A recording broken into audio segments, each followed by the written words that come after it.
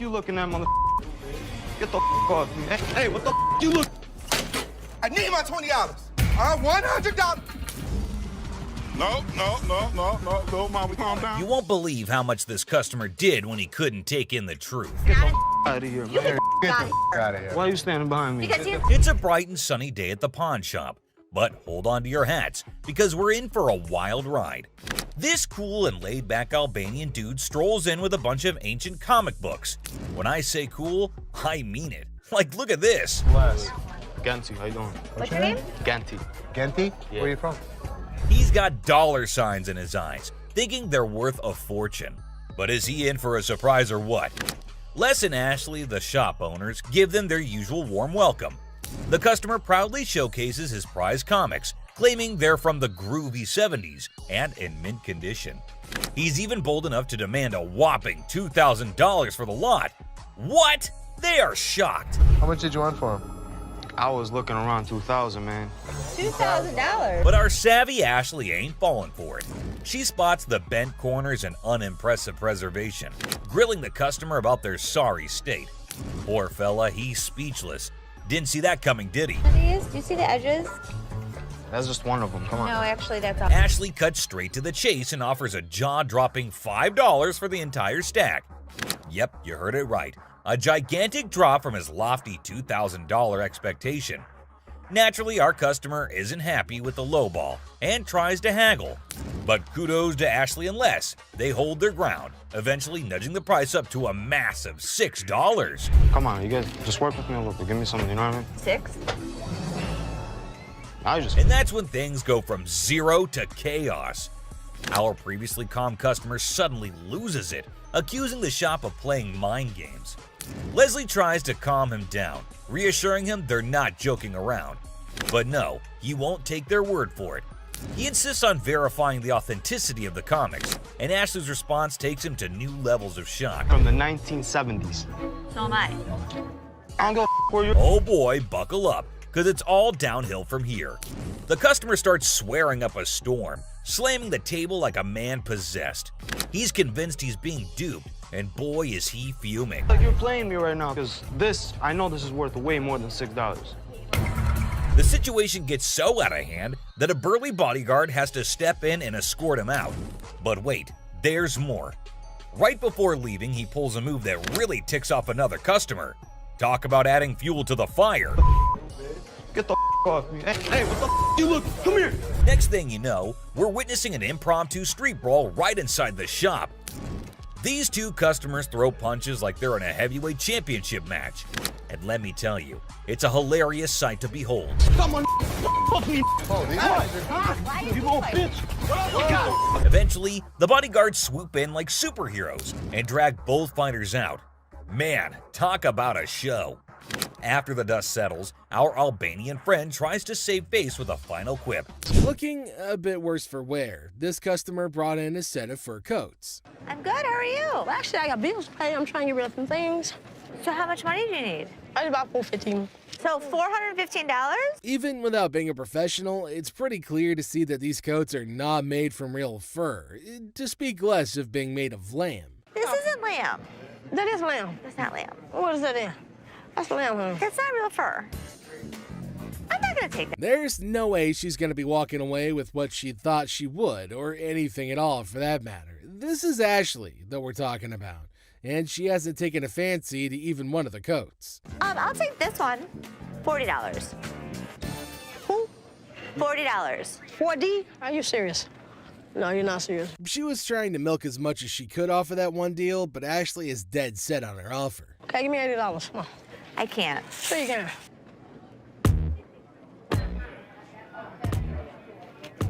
To make sure that things were cool, Byron decided to move closer, the big snuggle bear that he is. Big boy, I like big boys, yeah. You gonna climb up on you, huh? Yep. I say. Ooh, wait, don't get scared now. Come on, Red Ride with you, baby. Follow Big Daddy. Ooh, Daddy. Of all the customers he's met, this lady's probably the first one who's walked out of the store in a very jovial mood. Come on, keep your eyes on the prize. Yeah, baby. Prize, come on. Took it. What you got? Yeah, daddy. This customer was trying to sell a piece of jewelry that didn't exactly hit the specific weight to make him eligible to get the amount that he wanted to sell it for. It doesn't weigh enough for us to take it.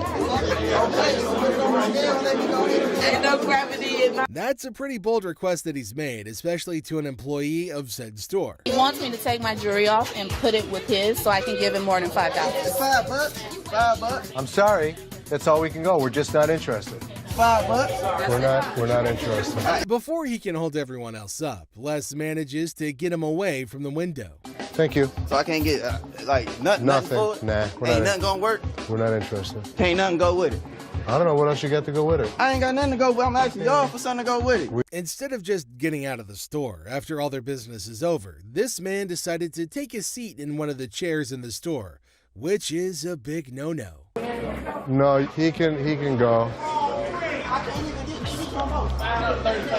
I can't get a little different lines. Hold on, man. Since he was being quite irrational, they decided to carry him out of the store, screaming and kicking. Can't get one. Get full. That's bull. That's bull. The customer decided to bring a stereo that she'd gotten from the store that wasn't in absolutely perfect condition like she thought it would be. You bought this here? Yes. We just want our money back. The problem is I can't give you a refund. We just don't have that option. I can give you anything else that you want to use. It's not a problem. Things would have gone quite smoothly if the customer's brother, who decided to tag along, didn't try to complicate things. That don't sound cool, man. That's not cool, man. We want our money. They sold my sister some broken merchandise. I don't see no point of pawn shops anyway. It's pretty clear to see that they can't get a cash refund. After all, it's in the fine print. But this man remains obstinate with his absurd demand. Well, the problem is we don't refund. That's right on your receipt. So if you'd like to get something else, I have no problem with that. We want something a whole lot better than what we got. So you want to spend more money? Since the customer's brothers made it clear that he plans on making a fool of himself, Les decided to give him a chance to make a choice, or an ultimatum to be precise. We don't want this. You can take this stuff. Sir, listen. Sir, no. I will be forced to have you What you leave mean the- for? Who gonna do so? Immediately after Les gave him his last chance, the man made his choice, which can only mean that he'll be getting himself a one-way ticket out of the store. No. I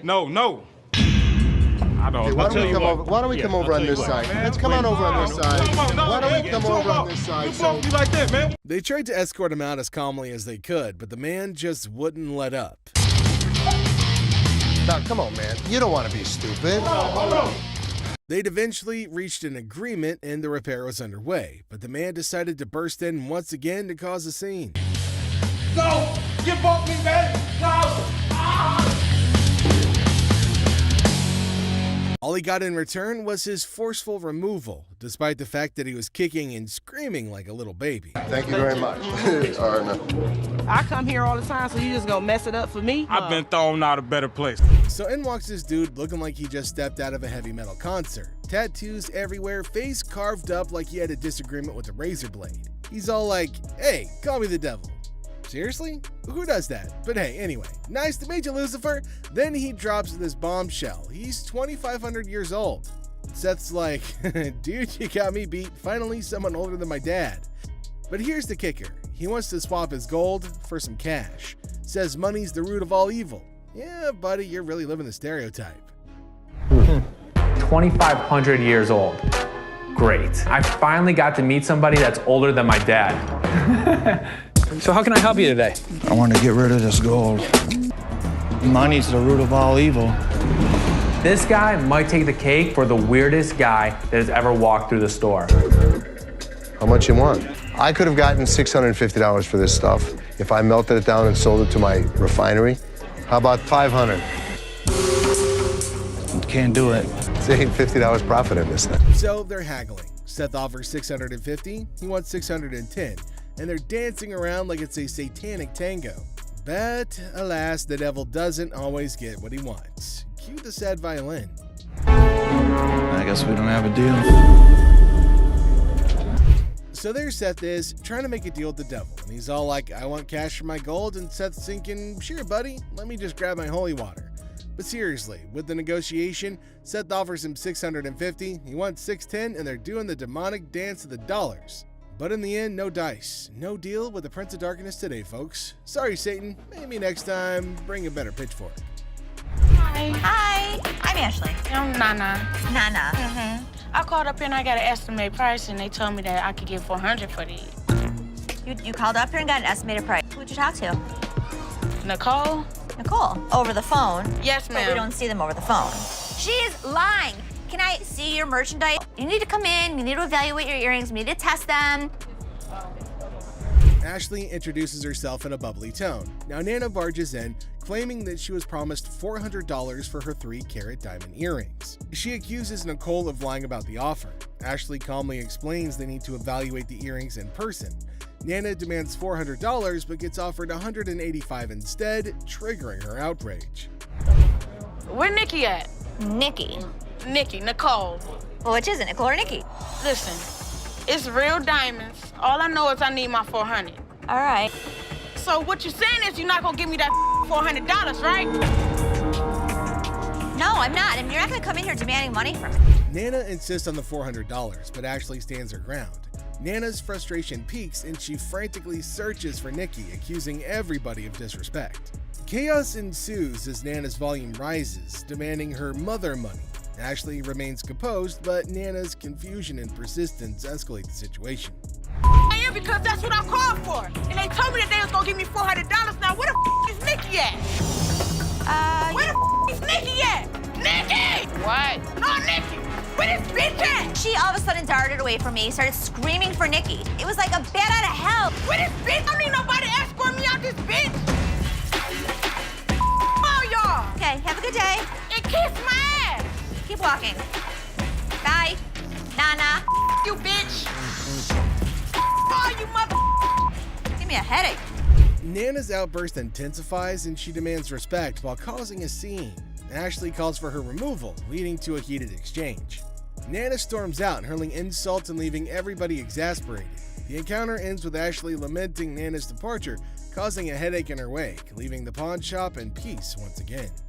Okay, it's a 1961 Fender Stratocaster. Semi Mosley prototype guitar. Music and songs are indeed a part of everyone's life. Musical instruments also play a significant role in good music. What if one gets a chance to get in touch with a guitar which was originally used by the star itself? Let's see what's going to happen here. On a fine day, a man approaches Rick with a guitar. It was none other than the Semi Mosley's prototype guitar. Rick was stunned to see such a rare guitar. Seller was so enthusiastic about the guitar, he made Rick familiarized with the guitar. They both exchanged the facts that they both know about the prototype guitar. They were both equally well equipped with the facts about prototype guitar. Seller claimed that the guitar was given to him by Mosley directly during a stage program. Isn't that interesting? The star himself gave the guitar. This fact struck Rick more. They had a good conversation about the guitar, its origin, about the star, his band, etc. Rick then asked a specialist to analyze the guitar and assume its price. Seller seemed to be quite arrogant about calling a specialist. As the expert arrived, he immediately recognized the guitar and its type. He also contributed some facts about the guitar. They three had a good discussion over the item. The atmosphere seemed pretty good during that time, but changed drastically when the price negotiations began. The seller claimed that he was expecting $100,000 from the guitar. That offer was immediately turned down by Rick as well as the specialist. This made him vexed. He got furious when he heard the price. Negotiations weren't helping during this time. Things were going sideways and he stormed off. Rick and the specialist were feeling quite relaxed after he left. Do you think the guitar was worth $100,000? I got an old Stevens shotgun, 3 triggers. It's been in the family for about 60 years. I travel around the country with my line of work, and I've been toting the shotgun around for the last 15 years. What do you do for a living? I'm an insurance adjuster. 3-trigger shotgun. Guns are fantastic pieces of machinery. As we all know, they come in a variety of shapes and purposes. The usage of guns dates back to the ancient eras. Can you believe that the guns were a part of livelihood during the olden days? It was included in men's day-to-day activities. One day, a man approaches Corey and Chum with a unique gun. Hold on, folks. Let's see how the deal goes. Corey suddenly became captivated by the gun. Man explained the significance of the gun. It was a 3-trigger shotgun. It was one of the rarest guns in history. This invoked the spark in Chum and Corey. Who isn't fascinated by the rarest of the rare gun? Let's see how they deal with this. Man gives more details about the gun to guys, its construction, design, etc. He even explains the types of metals used for making the gun and so on. Corey listens to every single detail and almost feels like the gun is legit. Chum also agrees with Corey's analysis. Corey admits that he isn't a gun expert, so he calls in a friend of his who is a specialist in this area. He came in and started analyzing the gun. He also confirms that the gun is authentic and rare. Corey and Chum thought that the gun could be a great addition to the shop and they can also make a reasonable sale. Then their situation changed. What may have happened? Let's dig more. The specialist confirms that the gun is legit and authentic, but the shotgun's condition wasn't great. This triggered a sense of fear in both the parties. The atmosphere got worse as the discussion about the price began. Man said that he was expecting $100,000 from the gun. Is that price justifiable as the gun is a rare antique? Let's find out. When the price was stated by the guy, Corey and Chum were dumbstruck. After hearing the specialist's opinion, they lowered the price to $500. This was quite insulting to him. He didn't agree to the price. Corey didn't negotiate further as he knew that it didn't price much. The man became annoyed. He left the place in anger. Was the gun really worth more? That's the question left for you folks. I've been collecting bikes for about 20 years, and I started collecting Schwinn's like most guys do, and I just said, you know what? I want to collect something that nobody has. Murray Bikes. Everyone has owned a bike at least once in their life. There are a lot of bike enthusiasts around the globe. One such man approaches Corey and Chum with 2 hotshot cycles. Hop on, let's see what will happen. So one fine morning, a seller comes down to the shop to sell 2 bicycles. They analyze the cycles and understand that the cycles are none other than the Murray cycles. Murray cycles are one of the legendary cycles that dated back to the 80s. They were the best-seller cycles during that era and were very popular. They were excited to see the OG unique cycles. For further clarification, the seller gave him the facts about the cycle, not only about its origin, historical values, the making, and mainly about their features. They listen to the features and examine the cycles closely. They ask if it is okay to take the cycle for a spin and so on. Things seemed pretty good and okay while they were discussing the facts about the cycles. For further clarification, also for expert opinion, Corey brings an expert and asks him to analyze. Will things run smoothly or not? Let's find out. The expert also discusses some of the facts about the cycle with the other 3. They 4 have an open heart conversation about Murray cycles. Now things are going to take a different turn. Let's see why.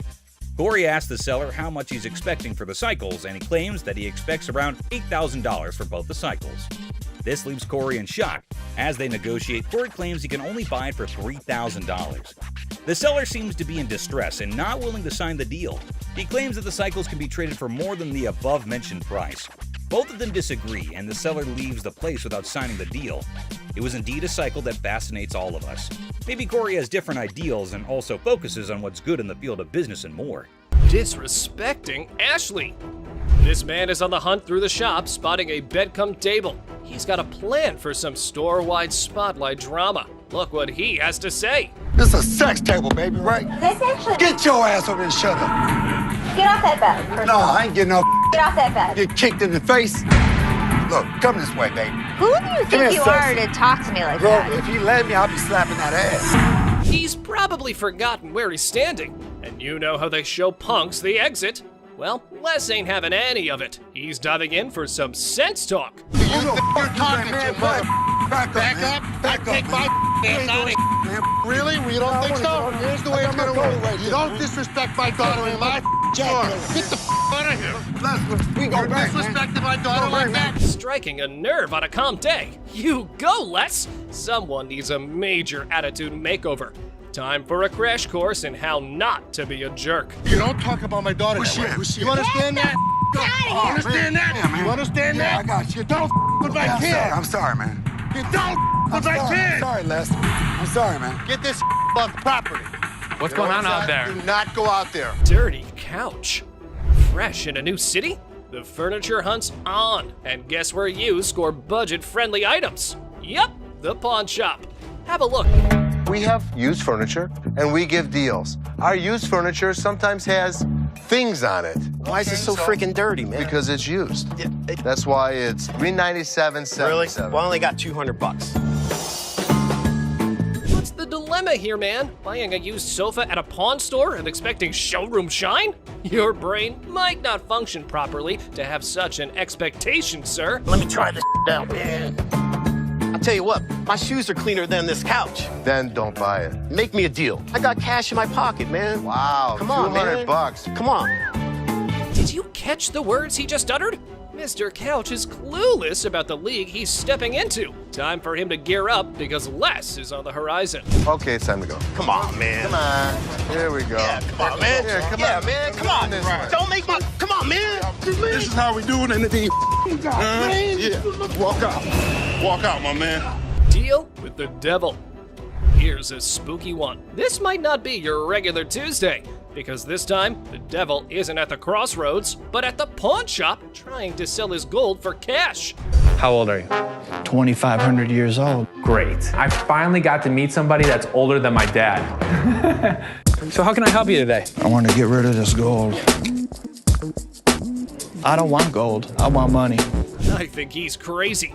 But interesting fact, people, this time around, you don't have to give your soul in return, but some cash, and the devil's good to go. Here's what happened next. This guy might take the cake for the weirdest guy that has ever walked through the store.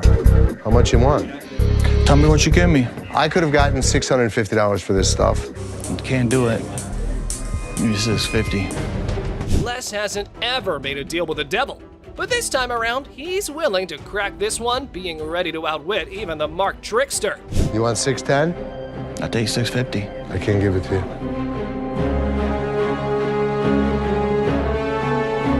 I guess we don't have a deal.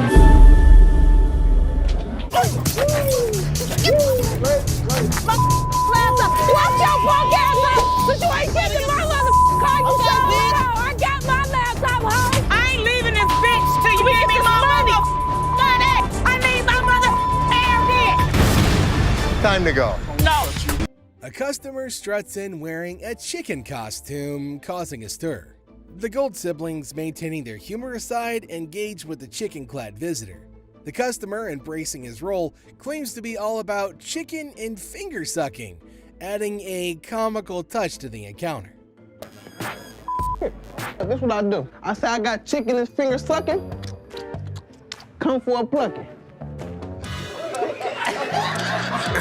Despite the whimsical atmosphere, the Golds attempt to guide the customer towards a more serious discussion about potential purchases. The chicken, however, seems more interested in banter than business, making Seth express mild frustration, jokingly suggesting the customer might start his own joint with the chicken.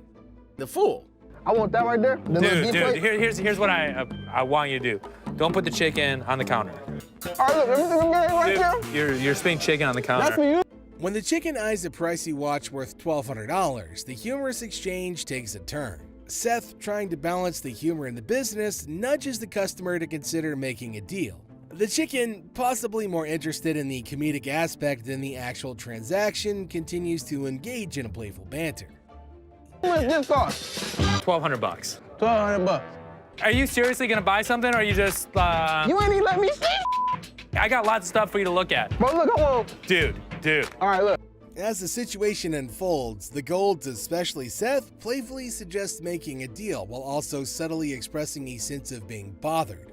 In the end, it turns out that this time, the chicken didn't quite make a purchase. Instead, it made a scene and eventually left the shop. Look, make a deal. All right, want me chicken? Touching chicken? Come on, man, let's go. Man, you know what? You ain't got to touch me. Turns out when the chicken crossed the road, he went to a pawn shop, made a scene, got kicked out. There you go. So Seth's still fuming after that disrespectful encounter, and now Les wants to have a little talk with his kids. Seth's face shows that he's in for it, and Ashley trying to stir the pot, but Les is having none of it.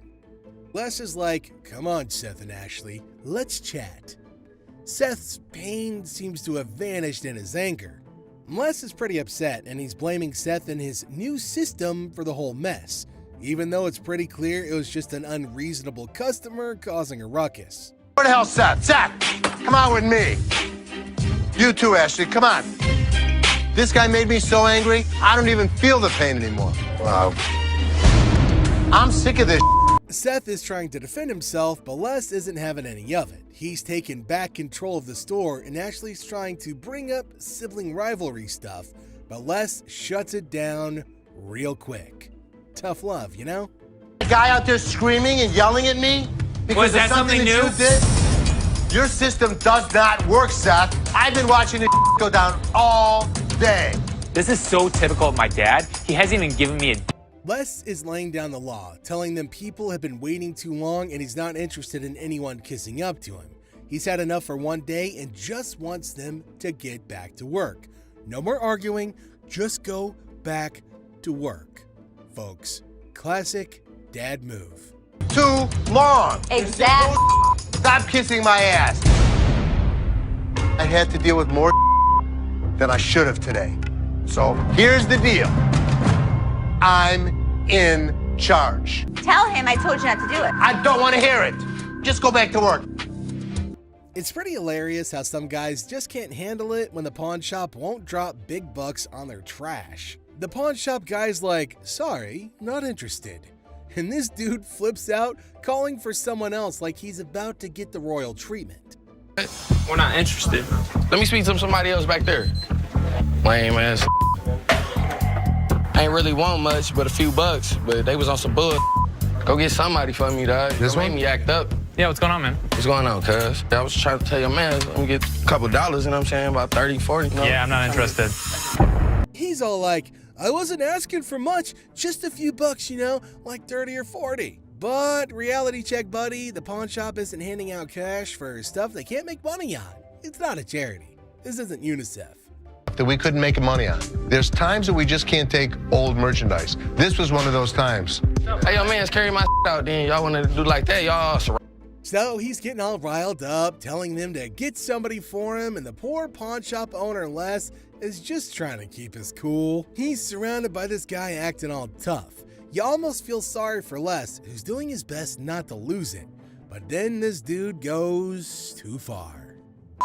Listen, mother, don't be throwing the at me. You understand? You understand? Don't be ever throwing the at me. You understand that? You understand that, man? After all that, Les has had enough. He's like, you want to act like that? Fine. It's like watching someone poke a bear with a stick and you just know it's all about to go down. Classic pawn shop drama, right? All right. I got a better idea. How about if we don't have you come back in here? Oh, it's like that? Hold on. Y'all ain't over here anyway. I smack the out your ass. Don't even reach behind nowhere. Reach what? Nigga, if I got it, You're reaching, Jonah. Don't be killing my stuff. I don't care how old I am. I'm never too old to beat you. Threatening me that he's coming back. Does he think we don't have security cameras? Does he think we don't know what his license plate number is? It'll be his worst day if he even thinks about doing anything.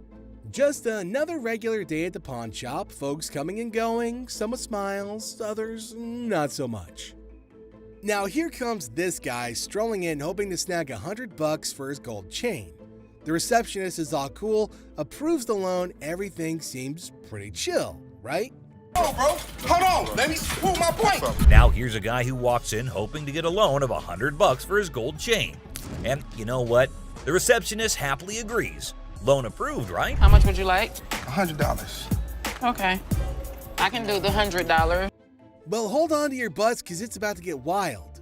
This dude, looking polite, hands over his ID for verification. But boy, oh boy, he throws in this 20 business out of nowhere. He's pointing at the sign, claiming it's right there. He should get an extra 20%. Right? What 20%, sir? The sign right here say I get 20%. The receptionist is baffled and the dude's politeness evaporates into thin air. Not intense. Sir, I don't know what you're talking about. Is you serious? Yes, sir. Ma'am, you ain't never seen the sign? Well, the man's voice gets louder and he's asking if she's ever seen a sign in her life. Whew, talk about intense and rude. 20%! You said you gonna give me 100. I get 20% of 100. The guy keeps insisting that he's supposed to get that extra 20 with his $100. The whole shop's on alert now with bodyguards ready and even Seth, the boss, stepping out. Well, the tension is rising and the customer won't back down. Pawn shop, bring me in the ticket, and when you take it out of that pawn shop, I'll give you 20. But does our furious customer listen? No way. He's demanding to see the manager, and Seth steps up to explain things patiently. Well, he keeps shouting, demanding his 20, hoping someone's gonna back him up. The bodyguard quickly takes it back, and the customer leaves, cursing and grabbing a plant to throw on the ground. Yep, it's never a dull day around here. Crazy, huh? Come on, straight up, my man. Let us go. Let us go. 20%. The angry customer doesn't even give Seth a chance to explain. Get something out this bro. You down for this time, my man. I'm chase you down. Gotta admit, that's a bit hilarious. But the bodyguard quickly snatches it back, and the customer keeps cursing as he leaves the shop. But wait, there's more.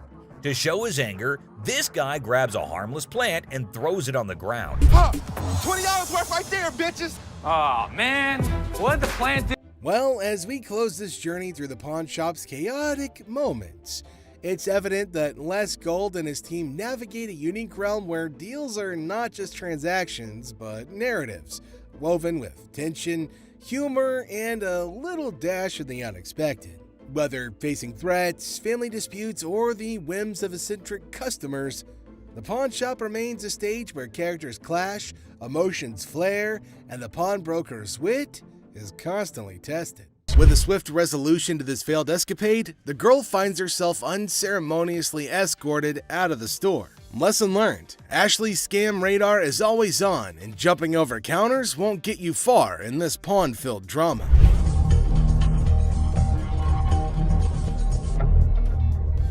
All right, deal. I think I got a good deal, and I know I'm gonna be able to make some money on it. I can't believe you spent that much. Whatever, Ash. I am fuming. My brother just spent $800. Enter the family feud. Ashley drops the bomb on her brother Seth, calling him a hypocrite. But why? Well, he casually throws around $880 for a painting, while Ashley, according to her, can't even snag a deal for $30. Sibling dynamics at their finest. But he'll yell at me over a $30 buy. Excuse me, Seth. What, Ash? I was just out there watching you do a buy for $880. So instead of working and watching me. I was out there, and you bought something for $880 when you gave me such crap about that $30 roulette table. I'm not buying plastic. I'm buying stuff that we can actually resell without a problem. We'll never resell that. They will sit in the back and rot. Are you kidding? We'll put it around the showroom corner. We're going to make $1,000 plus on the deal. Really, Ash? You know I'm going to be upset. The plot thickens as Ashley confronts Seth about the apparent double standards. She probes into the intricacies of spending $880, questioning how bad it could be. Seth, in classic sibling fashion, argues that his purchases are all about resale value, a concept he conveniently forgets when it comes to Ashley's shopping habits. According to him, he's the revenue guru. You are just a hypocrite.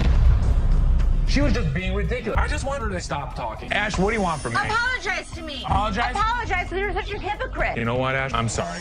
I'm sorry that you're a bitch. You, Seth. You're such an ass.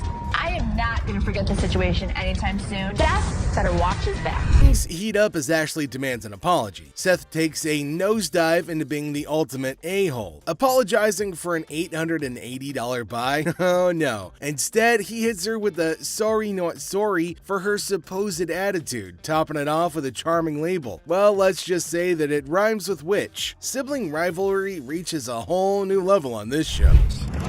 There's two guys out here that are saying they were scammed out of their laptops, and that whoever did it is working with one of our guys. You want to come out and talk to him? All right. Thank you.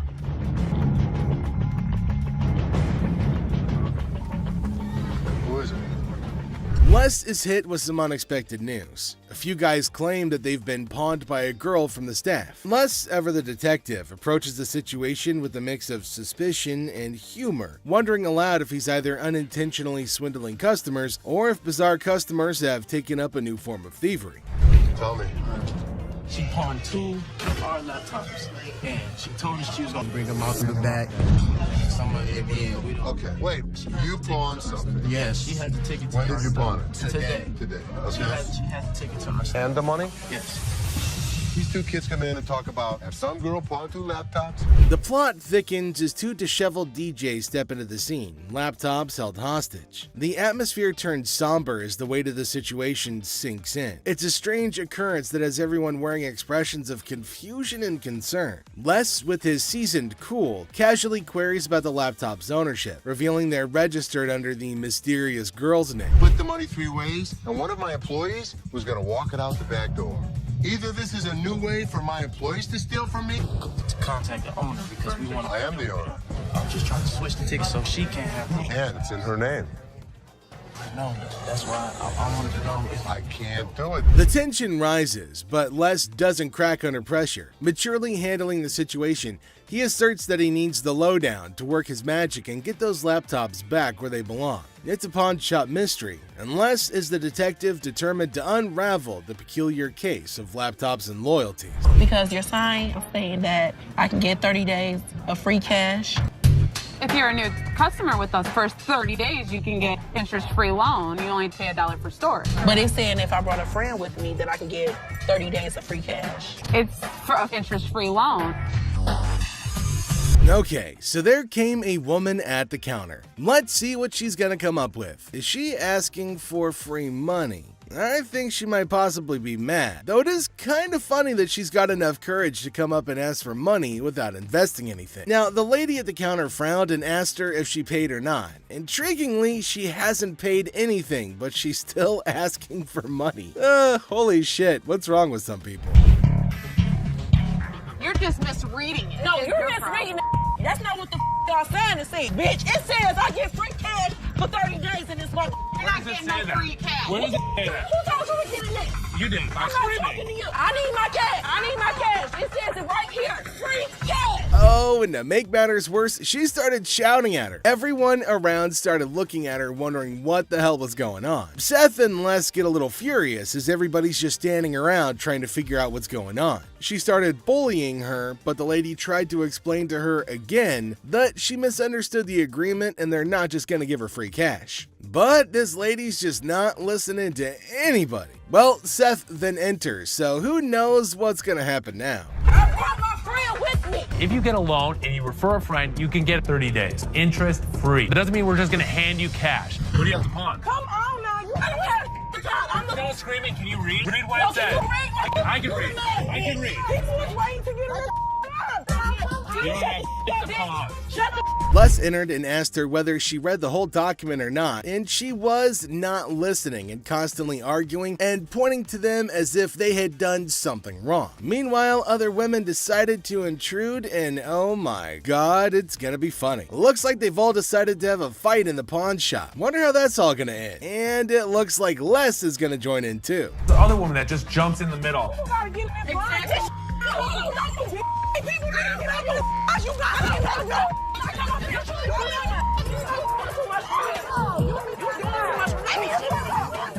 Leave me on the lawn, bitch. Leave me on the lawn, bitch. I'm from the way, bitch. All you need to do is read.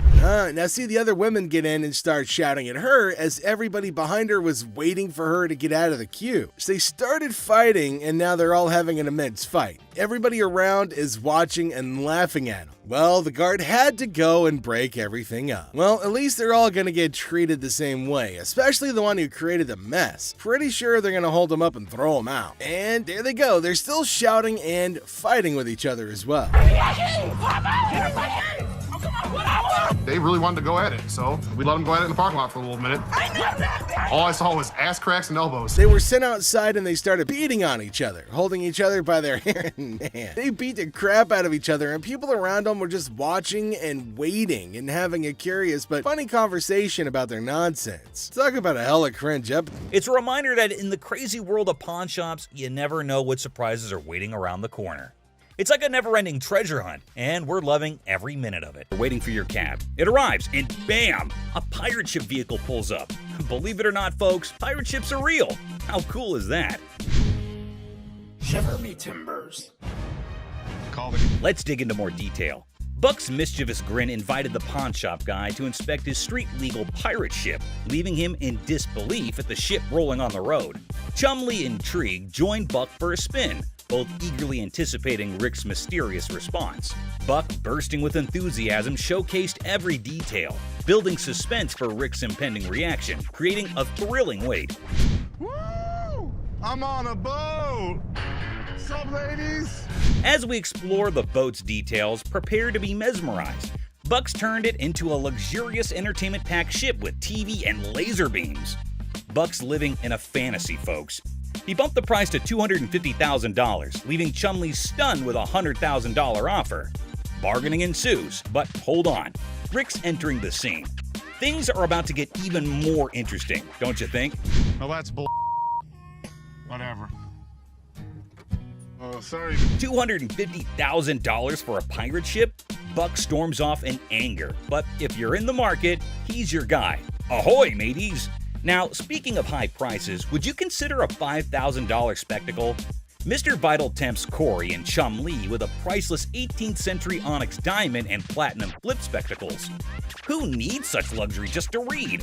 Ponder on that, folks. Hey, how's it going? Hey, what's happening? I've got something here which I think is pretty spectacular. A magnifying glass. No, it's better than that. Bam! That is 18th century onyx. As Vital claims $5,000 for the onyx specs, Corey and Chumlee reconsider. Expected, right? Still stuck on the price? Time to move on. Corey seeks Rick's advice, and here's where it gets intriguing. Rick's jewelry expertise makes Vital's price take a U-turn, slamming down from $5,000 to a mysterious $700. Wonder what Rick knows. Probably 1920s, the whole Art Deco style. This was what was popular during the time period. Spectacles were probably first invented in the 13th century. This made Vital get really disappointed. Actually, that disappointment is acceptable, isn't it? The bargaining continued, and at last, at $850, Rick walked away as Vital stood disheartened. Does this help Rick or Corey or Chumlee to negotiate better? Cheers. Thanks. You sure about that? Yeah, I'm sure. All right, I'll meet you down over here at the counter. All right, appreciate it. Antiques. Antiques are quite breathtaking and valuable. It does offer us millions and billions of cash, only if it's authentic. Let's meet a guy who tries to sell a fake 1888 Perseus and Pegasus statue by Emily Pacall. Who isn't fascinated by the great Greek mythology? The fables and morals are indeed captivating. One morning, a gentleman approaches Rick with an 1888 Perseus and Pegasus statue by Emily Pacall. Rick is astounded in seeing that artifact and claimed that if that's an original, it is indeed worth thousands. Wow, can you imagine, folks? One day you have a valuable artifact, the next second you have an I'm rich kind of moment. Something worth imagining, right, guys? How you doing, gentlemen? Oh, pretty good. I have a bronze statue I like to sell. Do you know much about it? I don't know what to tell you about that. The man listens patiently to Rick's captivating mythology theories and facts. Moments of calmness pass, but then the atmosphere shifts. Rick drops a bombshell. The artifact isn't an original, but a recast. Things escalate before you can guess, and even security hovers on the edge. Dramatic, isn't it, folks? 1930s, died around 1915. He did a lot of mythological stuff. It escalated way too fast, and the man was done and stormed off the place cussing Rick and the other men. People were surprised, but it was a regular day for Rick. Rick's life is quite adventurous and fun, isn't it, guys? Let's research more about Rick's day-to-day meetings, shall we? Photographs are said to be the doors to the past. We live ourselves through photographs again and again. But what if the photographs are made to lie or to make money? Isn't that point of view interesting? Let's meet a man who uses the photograph of great Abraham Lincoln and Mary Todd Lincoln to make $1 million. On a pleasant day, Rick gets a potential seller who's going to surprise him and us all with his possessed item and the strange demand. Good.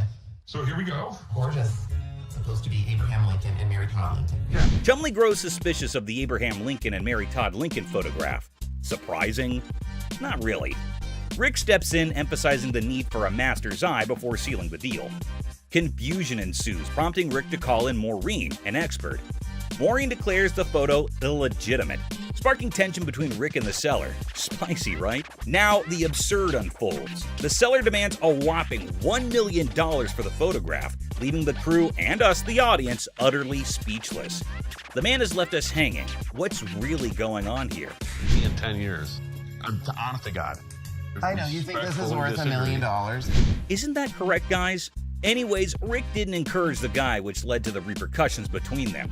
He took the big leap and faded away from the scene of action. Is greed an important factor in this, or are the sellers genuine in their prices? A lesson for you guys. One shouldn't be dumb enough to be this greedy. Fascinated by weapons, right guys? Guns top the list. Now picture this. You invest all your savings in a pistol, only to find out it's a fake. Ouch, that's gonna sting. Watch how this man loses himself on realizing that he bought a fake flintlock for $800. What do we got? We have a 1763 French flintlock pistol. Okay, you mind if I see it? Absolutely. Corey is approached by a man with a cool-looking flintlock pistol. This dude wants $1 grand for this pistol. Who can blame him, guys? The pistol does tell some brave stories. This guy is so passionate about the pistol, such that he explains how the gun works. Isn't it always fascinating how people are so interested in these fields? So this man expects $1 grand from it, but things are gonna change soon. The specialist claims that the pistol only costs $75 to $100. Pretty unexpected, right folks? This crushed the man. He saw his life stuck for a while. He couldn't believe anything he heard then. The thing is a fake. Poor guy, he asked again and again for confirmation, but nothing could change the reality. Let's dig more to confirm whether anyone else gets this reality check, shall we folks? Next up, we can meet a kid who demands an unreasonable price for a Hudson Bay Gorget. Gorgets were used during the ancient days by the soldiers. Kind of interesting that people had used many things during the medieval age that still have an impact on the younger generation, right guys? What's going on, son? I've got a Hudson Bay Gorget made probably around the 1700s. Hey, Rick. This young man shows the Hudson Bay Gorget to Rick. Rick immediately recognizes that it's from the 1700s. But is it for real? Let's find out. The small dude asked $100,000 for the neck piece, which shocked Rick. Just like how we're sitting now. Try to focus, guys. Let's see how the deal is gonna go down. Rick politely disagrees with his demand and gives him a clear clarification on why with proper reasoning. Things heated up as the young man started cussing at Rick. All right, have a nice day. That guy, I think he just thinks I'm some punk kid. Rick returns the Hudson Bay Gorget politely, and the guy is angry and rude. He finds his way out himself while cussing and being angry at Rick. See, folks, realities are hard to swallow, but that's the way it works. Isn't it true, people? Things are getting more and more interesting as we dig more about these incidents, right guys? Let's travel more. A piece of metal molded into a shape and is attractive. Yes, it's a ring. They are aesthetic and beautiful, but what if it costs $13,000? Let's see what happens during this encounter. One day, a client arrives at Rick's shop claiming that he owns a 1995 Atlanta Braves World Series ring. As the name suggests, the ring was gorgeous and was indeed a pleasure to the eye. The ring was so bright that it almost made Corey go blind for a little while. Let's see how. But a try, just watch what you're heading into. What the hell? You mean to tell me you don't stole my damn laptop and I don't need them damn kids for this damn laptop or this damn... That's how you gonna play me? We supposed to be friends? Got me up. Take my laptop. Ugh, that tension, right folks? However, our big boss Les was unable to fully comprehend the conflict. And he couldn't care less. These people were just up to making a fool of themselves. I think that these women were fighting over laptops. Walk your punk ass home, bitch! Walk your punk ass home! Since you ain't getting my mother car, you bitch! I got my laptop home! But we, being a sucker for drama, sorted it all out. Apparently, somebody's valued belongings were stolen by their BFF. What chance do they have of surviving this unthinkable betrayal? I my laptop all this time, and I'm thinking these Okay. All right, that's enough. That's enough. all this time, my laptop was missing, but I got my laptop. That's all that matters. All right. Earring error. In the dazzling world of pawn shops, we find a woman aiming to part ways with her prized earrings. But only if things were that simple, then there wouldn't be a whole show made out of it. I'm here to pawn these earrings. Okay. Trying to get $350 for them. Why do you need the money? It's none of your business why I need the money. Pawn my mother jewelry. We all know that our big boss here has quite a keen eye for the merchandise he deals with. And warning, you better watch out if you try to sell him a knockoff. These are real. They are real earrings. They're just not real diamonds. They are. No, they're yes, not. they are real. How the you gonna tell me just by looking at my that they not real? They're not real. As things were getting hot, the woman kept getting non-negotiable. That definitely makes a reality TV treat. Keep it coming, girls. Ladies that act like ladies are treated like ladies. No, it don't work like I ain't leaving this bitch till you give me my money. I need my mother air. Time to go. After standing around for quite a while, this irate customer had a lot to complain about. Been here for 2 hours, man. Then they got 11 windows. You got two working. How you doing? I'm finally here, you know what I mean? I've been in the line for like 2 hours. He'd managed to get his hit in, but Ashley decided to remain professional through the whole thing, so they could finish up on time. You'd get out of here a lot quicker if you Hold on, decided. what is this? What is this? What is what? This ain't what he told me he was gonna give me. What did he tell you he was going to give you? Ashley wouldn't just try to give the man that amount unless that's what has been agreed upon and printed on his slip. You're not getting 400, you're getting 110. Okay, well, you can't give me my 400. Sign that, and I'm then I'll not give you your saying money. You know what? Sir. See, you the type of motherfucker I've been caught outside and cracked you upside your head. I'd say that's definitely a threat if I've ever heard one, and the people in American Jewelry and Loan don't exactly take kindly to threats. Listen here, I'm a Go pimp. out front and get your real back. pimp. Go I'm a out real front pimp. I'll and put you get on. your back. I will put you on. Go Hold on. You out don't gotta front walk and up get on your me. back. Ashley had definitely had enough of this man and his mess, so she decided she wouldn't be handing him the money that he wanted. Son, Get your want to talk to you. You're gonna talk to me with some respect. I got more women on the street out here hustling, doing things for me every night, every day. The man clearly didn't take the rejection lightly, but with the security team there to keep him at bay, all he could do was talk up a storm. How y'all gonna put me up out this motherfucker, man? You feel what I'm saying? I know you just doing your job, big dog, but I drive with BMW, man. Next up, we've got this customer who had run into some financial issues that needed solving post-haste. I'm trying to get all my stuff out. So, what are you looking to do with that? I'm looking to get $100 for it to help me out. The deal was underway, but they eventually ran into their first cause for argument when the seller called this very outrageous price. What the hell is that going to do for you? $100 will help me move my out. It'll feed my dogs if I have to, wherever I find. To the seller, $10 probably wouldn't be enough to get him the services he's hoping to enlist with the money, but that's all Seth and Les can offer. What the do you mean it's going to be a good start? The $10 isn't going to be. Why couldn't you do 50 for this? Because I could never get 50. Since he was being pretty rude to him, Les decided to teach him a lesson. Either you're and you're up in here disrespecting me, trying to hand my back to me. I'm not having that. No. Are you kidding me right now? Things would have stopped there if he just decided to take the doll, but what he didn't, Les dropped it, an action that wasn't well received. If I were to do this, that's disrespecting you. What the is your problem? It's pretty clear that he's not welcome at the store, and since they couldn't satisfy his needs, he should have just headed somewhere else. Pick it up. You want to treat me like a bitch? You're going to be the bitch. Pick my up. Pick my doll up. Are you insane? The funniest yet, she came in wearing the merchandise she was hoping to sell. How you doing? I'm good. How are you? I'm Shannon. Hi, Shannon. How much would you give me for this? How much you want? At least $1,000. Les's offer seemed quite little to this customer, who exclaimed greatly just to show his displeasure with the amount offered. I can give you 100. 100 for this coat? I want more than 100. How about 100? How can she expect him to trust her judgment on the price? She doesn't even have an inkling of what the coat is really made of. Ma'am, Okay, you got me up. it's Fox. This is a rabbit, a bird, whatever the I want it to be. They decided to just troll her as hard as they can because they could. You gonna give her more than $100 on that? I'm gonna give her more than $1. What the $1? Hell, who the is he? He's my fur expert. The lady refused to take this blatant rejection well, so she protested against it, causing a scene in the process. You my security too? There you go. Oh! Y'all don't know who y'all with up in here. Bobby J had to attend to these customers who were in the market for a ring.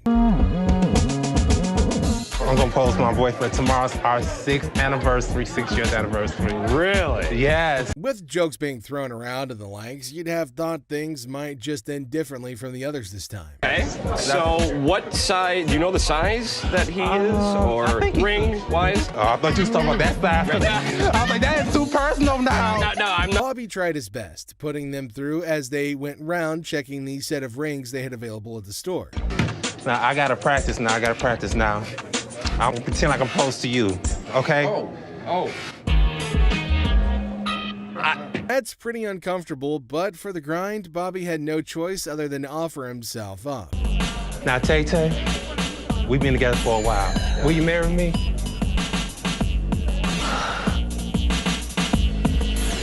I would be honored. Bobby was just relieved to know the whole affair was about to be over as he directed them over to sales window for the payment. All right, enter your 4-digit PIN followed by the green button, please. Okay.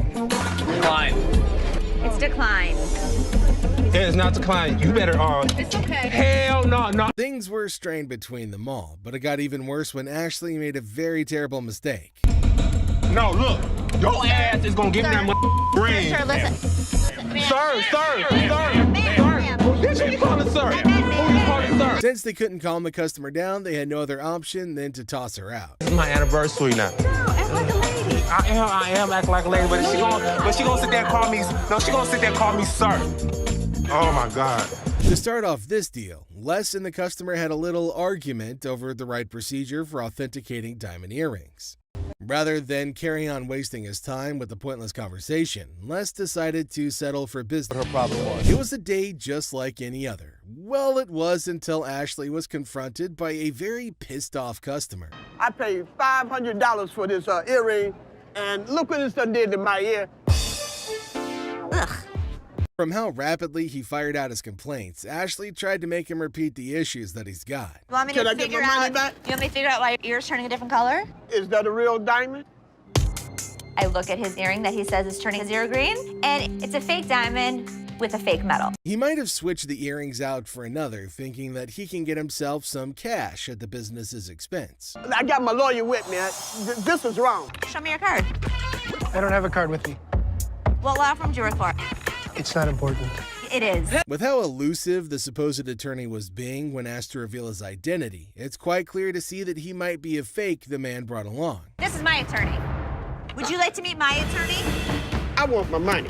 My attorney will escort you out. You better not put his hand on me. Then you better turn around with your 2 legs and walk out yourself. Since he's been warned but refused to listen, he only had himself to blame for what was to happen next. Pushing on me. Get out. What you mean, get out? Get You out. don't just tell me what to do. Get out. Yeah, you know, took my money.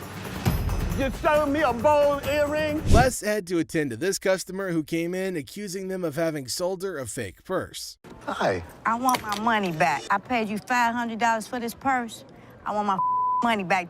If the lady would just calm down and try to explain things to Les instead of trying to mess with Les, maybe they could have gotten somewhere. I didn't give you a second when I gave you my money.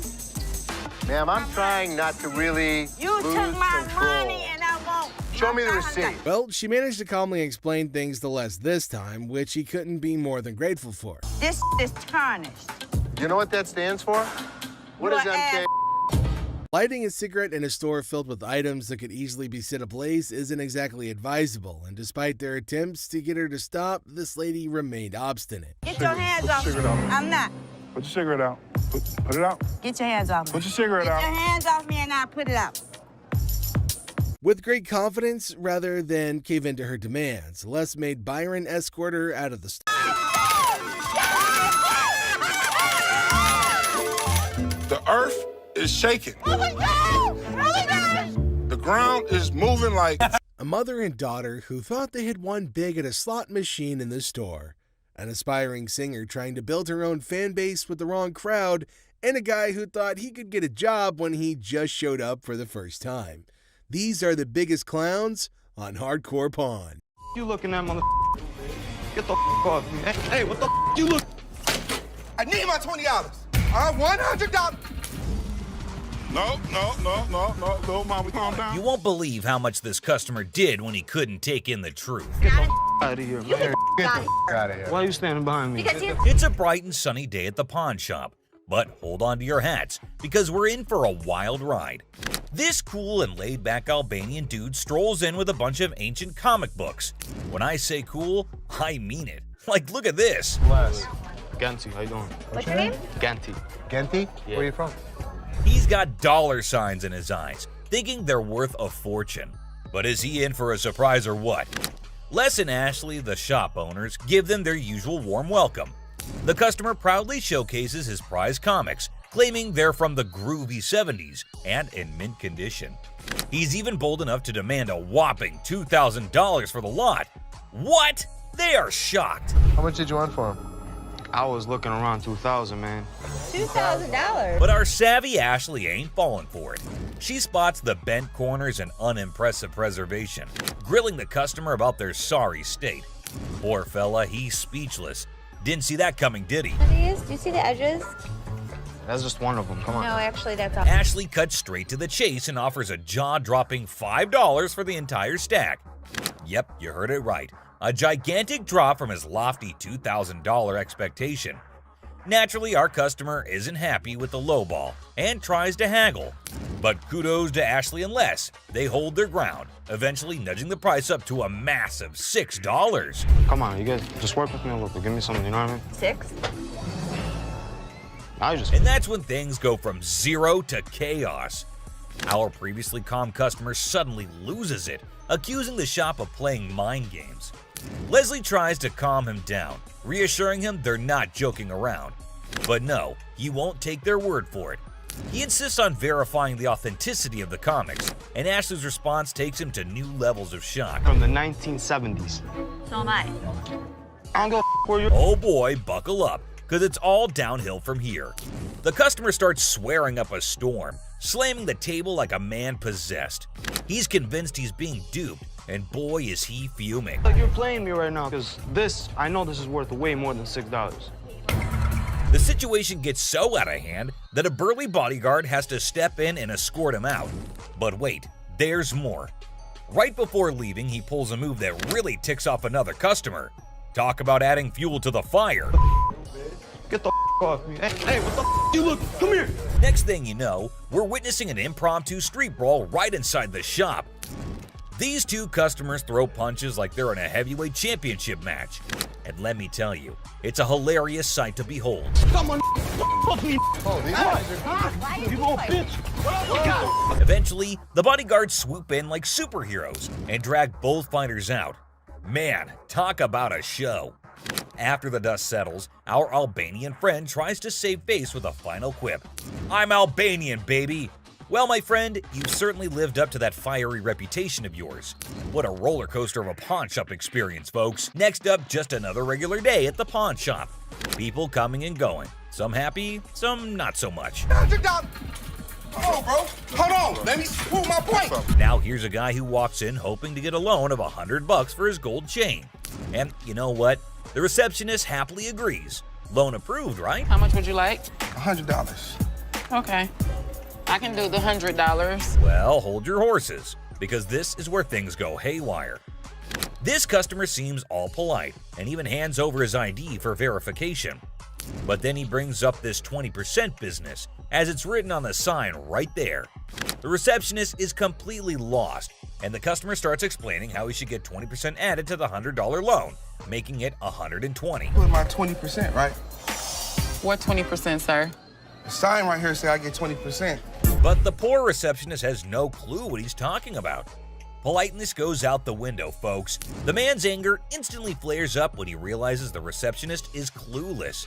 He asks her if she's ever seen the sign in her life, and boy does he point it out right in front of the shop. Talk about intense. Sir, I don't know what you're talking about. Is you serious? Yes, sir. Ma'am, you ain't never seen the sign? Now, this angry customer won't let it go. His voice keeps getting louder, drawing everyone's attention in the shop. I'm supposed to get 20%. You said you gonna give me 100. I get 20% of 100. We see as the bodyguard's on alert, and even Seth, the boss, steps out of his office to see what the commotion is all about. The man keeps angrily repeating that he's supposed to get that 20% with $100. When the receptionist refuses to budge, he demands to see the manager. Seth steps up and asks the customer to read the sign again. He patiently explains what it actually means. At another pawn shop, bring me in the ticket, and when you take it out of that pawn shop, I'll give you 20. But does our furious customer listen? No way. He's sticking to his guns, dead set on his demands. He even goes back and snatches the sign to show it to the receptionist and Seth. You can practically feel the tension, folks. If Seth wasn't behind that glass, this guy might have thrown a punch. Clearly, he's not thinking straight. That's when the bodyguard steps in and takes the sign away from him. Hey, straight up. My man, let this go. Let this go. 20%. The angry customer doesn't even give Seth a chance to explain. Oh boy, talk about rage blinding a person. This irate customer keeps shouting in the shop, demanding his 20%, hoping someone will back him up. Sir. Why? Well, because you're false advertising. I guess you think You're not letting. But here's where things escalate. This customer challenges Seth to step out of his glass office and face him like a man. Whoa, the temperature's rising in here. But Seth's having none of it. He tells him to get out since he's causing a ruckus. And you know what happens next? He gets escorted out by the bodyguard. And get this, he tries to take the sign with him. I'm getting something out there, bro. I'm you down for this time, my man. I'm gonna chase you down. The mother. Gotta admit, that's a bit hilarious. But the bodyguard quickly snatches it back, and the customer keeps cursing as he leaves the shop. But wait, there's more. To show his anger, this guy grabs a harmless plant and throws it on the ground. $20 worth right there, bitches. Oh, man. What did the plant do to him? Seriously, what did the plant ever do to you, man? And off he angrily storms away. It's never a dull day around here, is it? This next lady has real poor luck, but it does not excuse her behavior. Wait, man. The door's right there. Have a good day. Cause you got a big dude, you think you hot? So this lady storms into the store demanding her stuff back, which happens to be just 2 TVs. The receptionist asks her for some ID and tickets as proof, but this lady is completely clueless. I need your ID or the tickets. My what? She doesn't have any of those things, and here comes the shocker. Her boyfriend pawned off her belongings. Can you believe it? Now she wants them back, and it's a pretty messed up situation to be honest. She explains to the receptionist that she can't provide the required documents because her no-good boyfriend isn't even around anymore. He left her high and dry. Ouch, that's gotta hurt. Now Ashley, who overhears the whole thing, initially sympathizes with this poor girl. But hold up, that sympathy doesn't last for long, and for good reason. I feel terrible for her, but I can't help her without her ticket. This customer suddenly loses her mind, like all the anger in the world has consumed her. And guess what she does next? Brace yourselves, people. She starts yelling and banging on the glass window, demanding her precious TV. Don't bang on my window! Seriously, that's not how you get things done. Even if someone is trying to help you, no one will tolerate that kind of behavior. Ashley, understandably furious, tells her to back off. The situation gets so heated that Ashley has to step out of the room to confront this unruly customer. And guess what? This lady has the audacity to threaten Ashley. Well, Ashley isn't one to back down, so she tells her to get the heck out of the shop. This customer is beyond crazy, I tell you. It seems like she had a truckload of problems even before she set foot in the store. What? I dare you. Now, the bodyguard steps in to escort her out, but oh boy, this girl goes on a rampage. She knocks over everything in her path, completely enraged. Come on, girl, you seriously need to chill out. Bye! What? I can't leave. Finally, they manage to get her out of the shop, but you won't believe what happens next. Unlike the previous guy who threw a plant, this woman tries not once, not twice, but 3 freaking times to break back into the store. I mean, seriously, woman, get a grip on yourself. This is just embarrassing for everyone involved. But damn it, we're not your local psychologist neither. Even the bodyguard has had enough at this point, and he can only imagine what kind of crazy exchange must have taken place. Man, oh man, what a wild scene that must have been. This next guy is the most polite guy you'll see, but things take an interesting turn. I'm trying to help you solve your issue. What you mean? Well, folks, let me tell you about this wild encounter that went down, starting with a seemingly innocent greeting. Hey, how are you? I'm good, how are you? Well, actually, I'm not doing so good. Little did anyone know, trouble was brewing. You see, this poor customer was feeling down because his dear grandma had passed away. He needed to sell something urgently to scrape together enough cash to cover his rent.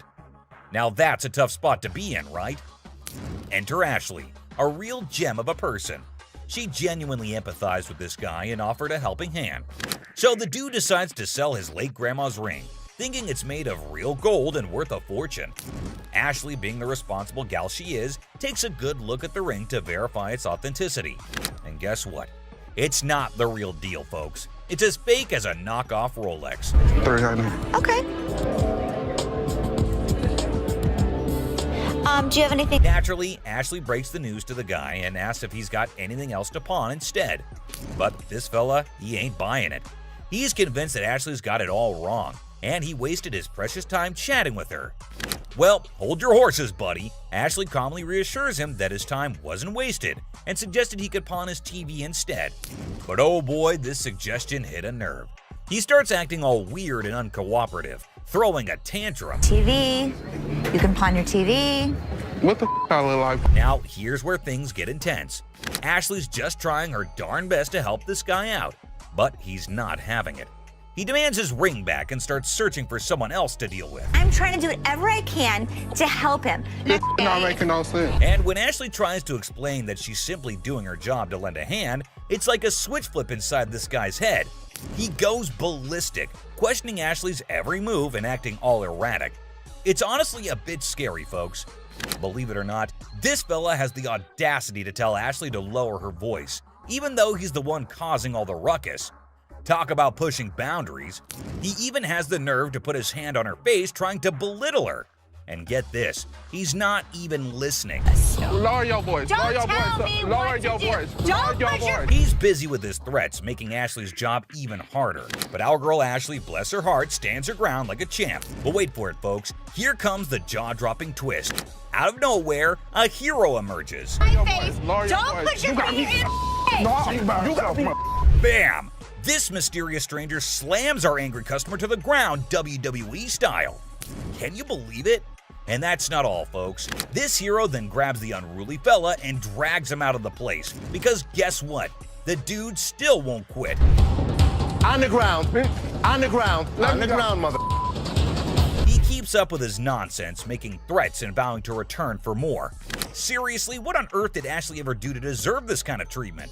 It's downright mind-boggling, folks. Well, the last person on this list is no less than any other irrational person than earlier. If the item was worth the money, I would give her money, but he was a loudmouth. It's just another ordinary day at the shop when this woman walks in, hoping to make some quick cash by selling her jewelry. Pretty common scenario, right? How you doing? I'm good. Trying to find this here. Well, here's the twist. It's also quite common for people to claim that their jewelry is real, when in fact, it's not. But it all depends on how they react when they find out the truth. Now, this particular woman already seems a bit agitated as she approaches the counter to sell her rose gold earrings. Les, the shopkeeper, takes a look at the earrings and bluntly informs her that the color is not real. Surprise, surprise. I can feel you. Okay, so what's up? They're not real. The woman didn't see that coming. Les goes on to explain why the color is faded, indicating that the earrings are not made of real gold. Now, you'd expect her to accept the reality and move on, right? Nope, not this lady. Instead, she comes up with a lame response like, well, duh, that's because it's rose gold. Seriously? I mean, it's common knowledge that when the color starts fading on real gold, it's a clear sign that it's not genuine. But this woman insists it's two-tone rose gold, while Les insists it's just some base metal. They were just base metal.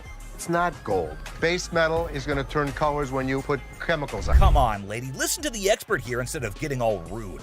The fact is, base metal changes colors, not real gold. It's pretty clear that this woman just wants some money and has the audacity to demand $200 for those earrings.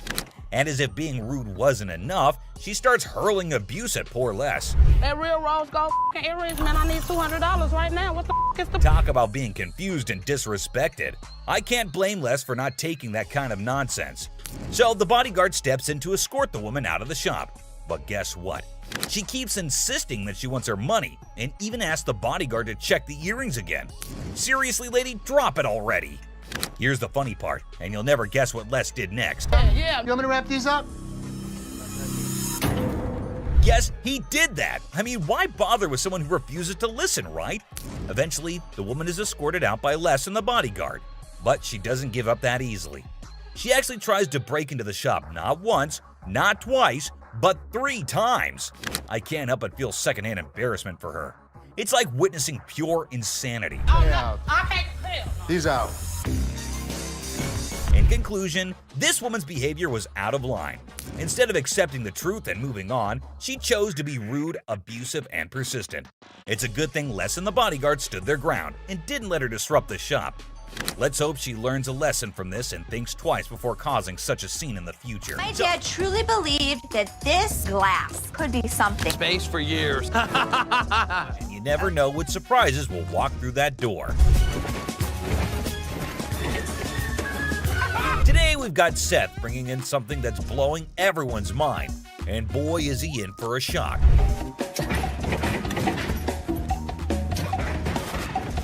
Our friend Penny rolls in with a rare 83 T-top Cutlass, lowrider frames, and a fully customized beauty.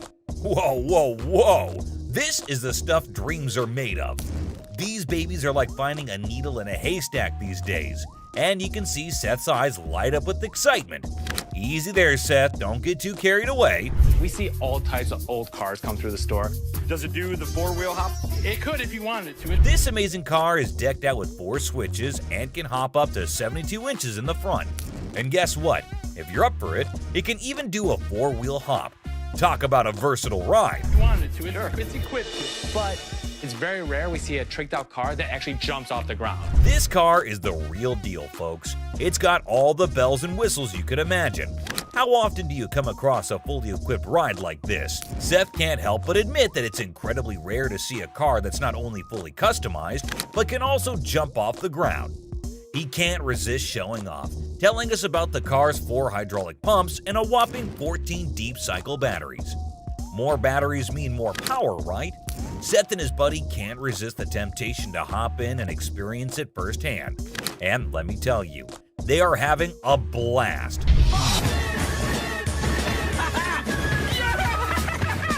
Now, Seth really wants this car, but he wants it at the right price. Penny, on the other hand, is hoping to fetch $12,000 for it. Will Seth bite the bullet and make the deal? Well, here's the twist. How about $4,000? Seth is only willing to dish out $4,000 for it. Whoa, talk about a huge drop. You can see the disappointment on Penny's face. He explains that he spent $4,000 just on the paint job alone. After some negotiation, Penny agrees to settle for $10,000. But Seth tries to push it further, offering $7,000. You know he wants it. It's very rare we see a tricked out car that actually jumps off the ground. Penny, being the wise guy he is, doesn't take the deal. In the end, they part ways on good terms. Well, folks, let's hope Penny finds another buyer who's willing to meet his price for this fully customized car. It's always a thrill to see unique items like this in the pawn shop. And who knows what will come through those doors next. Stay tuned for more pawn shop adventures. But here comes another gem-filled day at Les's pawn shop. It's a waste of time, Dad. You'll see. We have a woman who's brought in some stones she discovered at her late grandmother's house. Her goal? To gather enough cash to cover her dear grandma's funeral expenses. Poor thing, she's not quite sure about the value of these stones and is expecting to receive a modest sum for them. Younger. How much did you want for these? Anything would help, like $50 or $100. Enter Ashley, who wants to assist but has serious doubts about the authenticity of these gems. On the other hand, Les is a big softie who sees potential in these stones and wants to help the woman out. Why? It's a waste of time. This could be custom jewelry. Yeah, it could be, but I think some of these are... Now, Ashley isn't on board with Les's plan. Talk about family drama. She's doing her best to convince Les that this is a complete waste of time. But Les has something up his sleeve. He's arranged for a gem expert to come in and assess whether the stones are genuine or not. And let me tell you, what unfolds next is nothing short of astonishing. Brace yourselves, folks. Holy... Oh my God. These stones turn out to be the real deal. Crystal's life is about to take a major turn. All the stones, except for one, turn out to be plain old glass. But that one stone, oh boy, it's a game changer. It's a rare Burmese ruby worth a whopping $10,000. Les's hunch was spot on, and boy does it pay off. So we'll be able to give you $10,000. Crystal can hardly believe her luck. She's ecstatic and still pinching herself to make sure it's real. And you know what? Les deserves a round of applause for his intuition and faith in those stones. Well done, Les. It just goes to show that sometimes you can stumble upon hidden treasures in the most unexpected places. Crystal's journey from uncertainty to a life-changing discovery is a testament to the unpredictable nature of the pawn shop world. Who knows what other surprises await us in the future? Stay tuned, folks, because the adventure at Les's pawn shop is far from over. Hold on to your seats because this next guy is about to unleash some of the rarest goodies on the market. 5, 6. Brace yourselves, space geeks, because this is gonna blow your mind. So this guy rolls up with a bunch of crates, and let me tell you, the anticipation is real. Got a couple things. I have some Star Trek things, and I also have things from NASA. He's got some seriously cool stuff from the Star Trek universe, and even NASA. I mean, come on, that's pretty awesome. It's clear that this dude is a space enthusiast through and through, and his collection is off the charts. Honestly, it's a total flex. Like seriously, you gotta take a look at this thing. This is all the kind of stuff that you're into. Now, here's the kicker. Ashley confesses that she and her brother aren't exactly die-hard Star Trek fans. But guess what? Every time they get anything Star Trek related in their shop, it flies off the shelves. I'm not a Trekkie girl, my brother's not a Trekkie guy, but when we get Star Trek stuff in here, it flies off. Talk about a lucky break, huh? This guy managed to gather all these valuable items from various Star Trek conventions across the country, thanks to his gig as a truck driver. Talk about dedication to the cause. But wait, it gets even better. He pulls out this kit from Paramount Studios, which is a seriously impressive piece in his collection. To give to radio station to run ads for the show. It's an authentic set that was sent to a TV executive when Deep Space Nine first hit the screens. Now that's some next level stuff right there. You can't help but appreciate the sheer coolness of it all. Here's the catch though. All this awesomeness comes at a price, and Seth, our shop owner, is taken aback by the asking price. This was $1,000? Yes. Wow. $1,000? Yes. Why? Why is that so Because much it's money? custom built and it all lights up and works. The guy wants a whopping $1,200 for everything, unless ever the savvy negotiator tries to bring it down to $700. It seems like a stalemate, but fear not, because Ashley steps in with her clever thinking. After some intense back and forth, Ashley manages to strike a deal. 7, 800. She works her magic and secures all these incredible items for just $800. Can you believe it? Talk about a happy ending. Everyone walks away satisfied. The customer gets a fair price, and our shop owners have some killer new additions to their inventory. Who knew that a truck driver with a passion for Star Trek could bring so much excitement to our little shop? It just goes to show you never know what surprises are waiting around the corner. I kid you not. This next guy just pulled up with a true gem. Checker taxi cab. I don't know about the original miles. Meter still. Can you even fathom it? It's none other than a 1982 checkered cab. Whoa, now that's what I call antique. Take a gander at this beauty. It's in remarkable condition. It's evident that the owner showered this car with lots of love and care. Kudos to him. Did you call for a cab? Did you call for a cab? Now, hold on to your hats because there's more to this story. Our daring duo, Les and Seth, decided to peek under the hood. Lo and behold, their jaws dropped. Look at that thing purr. Don't you lose money because you get there quicker? And it all goes... The engine looks splendid, almost brand new. How cool is that? But wait, there's a fascinating tidbit about this cab. Back in the day, they used to write the rates right on the taxi door itself. Talk about genius! This way, the rates were fixed, making it easier to attract customers. It's a shame we don't see this kind of thoughtful detail nowadays. The door. Did you see the rates on the door? Yeah, I did. The shut up one is one I like. And guess what? This car enthusiast doesn't just have one of these incredible cabs, but a whopping total of 4. 4, my friends! And out of all his prized possessions, he decided to part ways with one and sell it to this very pawn shop. As long as the price is right and it's in good condition, we can make a profit. Boy, oh boy, Les and Seth should count their lucky stars. Now brace yourselves for the asking price. This customer is seeking a jaw-dropping $10,000. Can you believe it? Les, being the inquisitive one, questions the reason behind such a hefty sum for what seems to be a mere antique car. Sensibly, Seth suggests that the customer take the car for a spin, just to ensure everything is running smoothly. Perhaps then they'll be able to negotiate a fair price. Good thinking, Seth.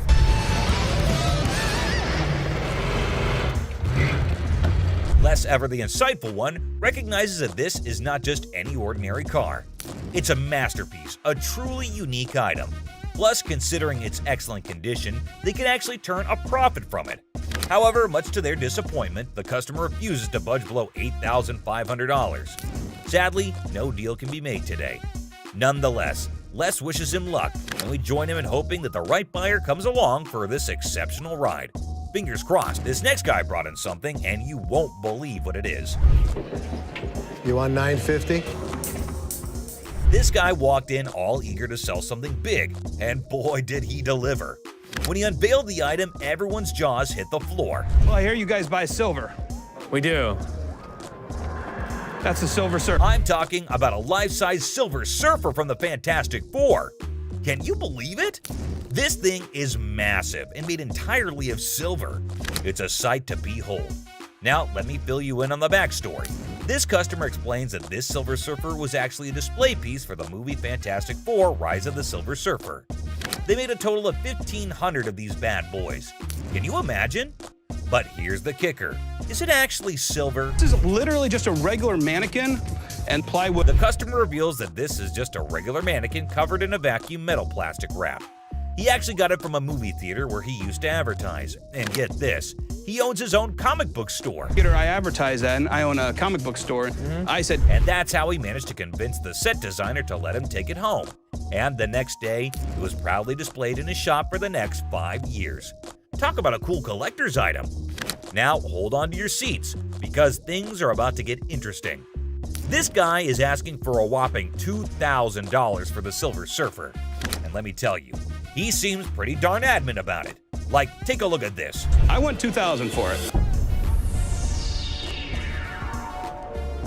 Why? Ashley, always the one to ask the tough questions, wonders why it's priced so high. The customer confidently explains that outline. It's actually valued at $3,000, and he wants a fair price for it. Oh, and here's a fun fact for you. The Silver Surfer was actually voted one of the top 50 most recognizable comic book heroes in America. Pretty cool, huh? Ashley, being the shrewd businesswoman she is, gives the customer a reality check. She offers him a lesser amount for it, stating that it's the best she can do. But the customer stands his ground and refuses to go below $1,000. That's quite a gap to bridge. To buy this from you for $500. But then in comes Seth, our resident genius manipulator. What he does next and how he convinces the customer will truly shock you.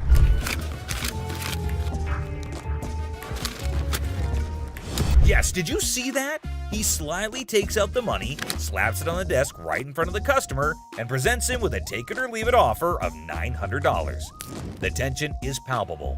What do you think this man will do? Take it or leave it. It's clear that he's holding out for a higher price. Hey, sometimes you gotta stick to your guns. Well, after giving it some serious thought, the customer ultimately did decide this. It's a pleasure. We're gonna go surfing on home. See you later. And walked away from the deal. But wait, there's more. You think Les will let him walk away like this? Les has something up his sleeve, and he does this. Where I want it. If you're gonna walk for $50, you're gonna pack it back up, you're gonna take it back. Well, after mulling it over, the customer finally caved in and agreed to Les's offer. That's the kind of influence Les has, folks. Somehow, people just can't resist his charm. Now, with everyone on the same page, they can all happily move forward. It's smooth sailing from here on out. Jack, get the out of here. Yeah, I know you're gonna get your hands off. Really? You know what? I never liked you as. I literally. She ain't by herself, my man. No, I call. I'm sure you're curious about what happened. So let's not waste any time and jump right into it. So this customer walks into the pawn shop looking visibly upset. As usual, Ashley greets him and asks how he's doing. Turns out he's not doing well at all. Here's the reason why. I'm not doing so good. No? My grandma just passed. I'm sorry. I was like... It's really sad to hear about it. Now, he brings along a ring that belonged to his grandmother. He wants to pawn this ring because he plans to retrieve it once he earns enough money. How sweet, right? However, it turns out that the ring is fake, which surprises the customer. Now, this got me thinking. Is he pretending or is he genuinely serious? It's hard to trust people these days, you know? But Ashley comes up with a solution to help him out by pawning his television. Can you guess what his response was? What the I look like pawning my TV?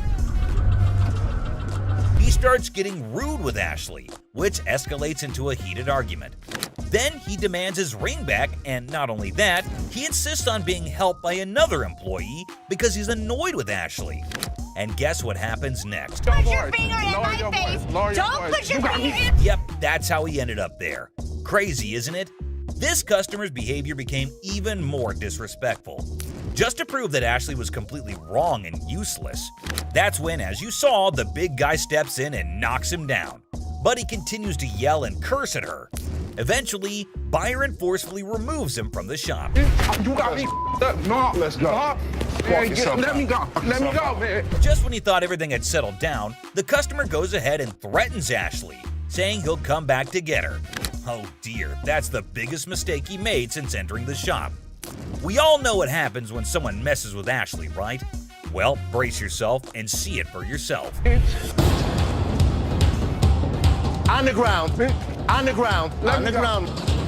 Dang, the customer was literally scared for his life. Next up, it was just another normal day at this famous pawn shop called American Jewelry and Loan, located right in the heart of Detroit, USA. Yikes, that already sounds like inviting trouble, but let us see where this goes. This fake ass Suge Knight Thank over you here. very much. Put me out. Have a nice... He walks into the store, and you can already see the attitude on his face. He comes in with his Xbox and immediately tells Les that he needs to get as much money as he possibly can for it. Like, obviously, that is clearly what everyone is here for at the pawn shop. He knew that they probably get a lot of Xboxes anyway, so that does not set him apart from the rest of the regular customers. When Les asked what he needed it for, this guy had quite a story to tell. And it is definitely a full-fledged roller coaster. He reveals that he needs as much cash as possible, and it is all for his girlfriend. Why, you ask? Because she got locked up in jail and he had to bail her out. I bet nobody saw that coming.